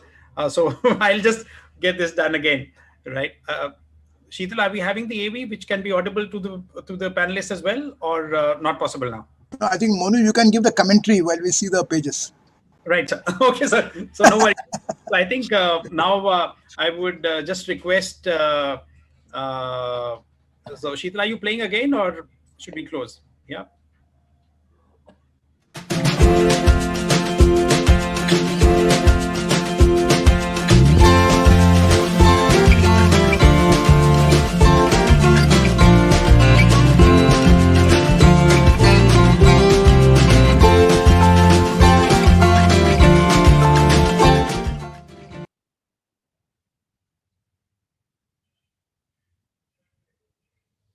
So now I would just request Mr. Jain to give the concluding remarks and a vote of thanks for everybody who was present today.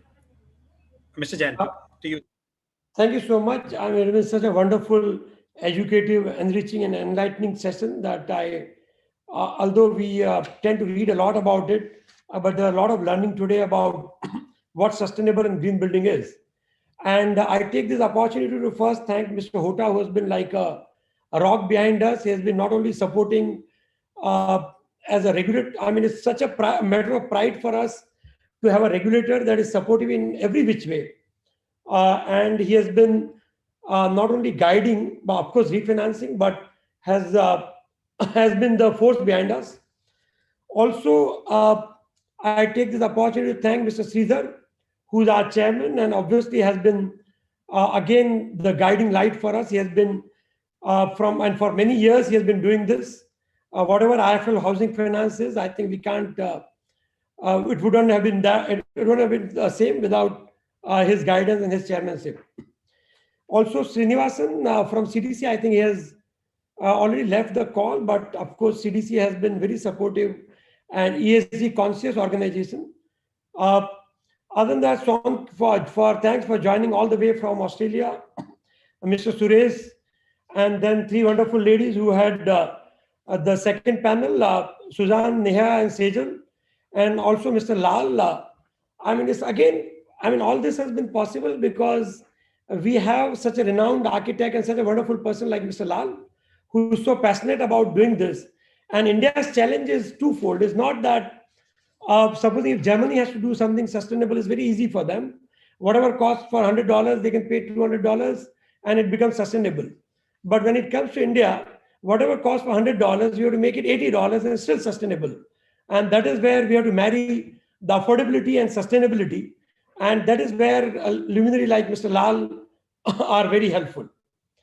So as we take this journey forward, India's taxonomy for green finance, developing the green finance ecosystem, we not only want to finance, but we also want to create an ecosystem which can help everybody by involving all the stakeholders from government bodies to academia to developers to financiers. And I think the task ahead is one, to create awareness, two, to support consultation and research projects, three, to build capacity by upskilling and handholding the developers, and four, we have to do the research and development in what Mr. Lal said, the building blocks or the sustainable construction material as well. So I think this is just a beginning, and I do look forward to stay in touch with all of you. Thank you so much.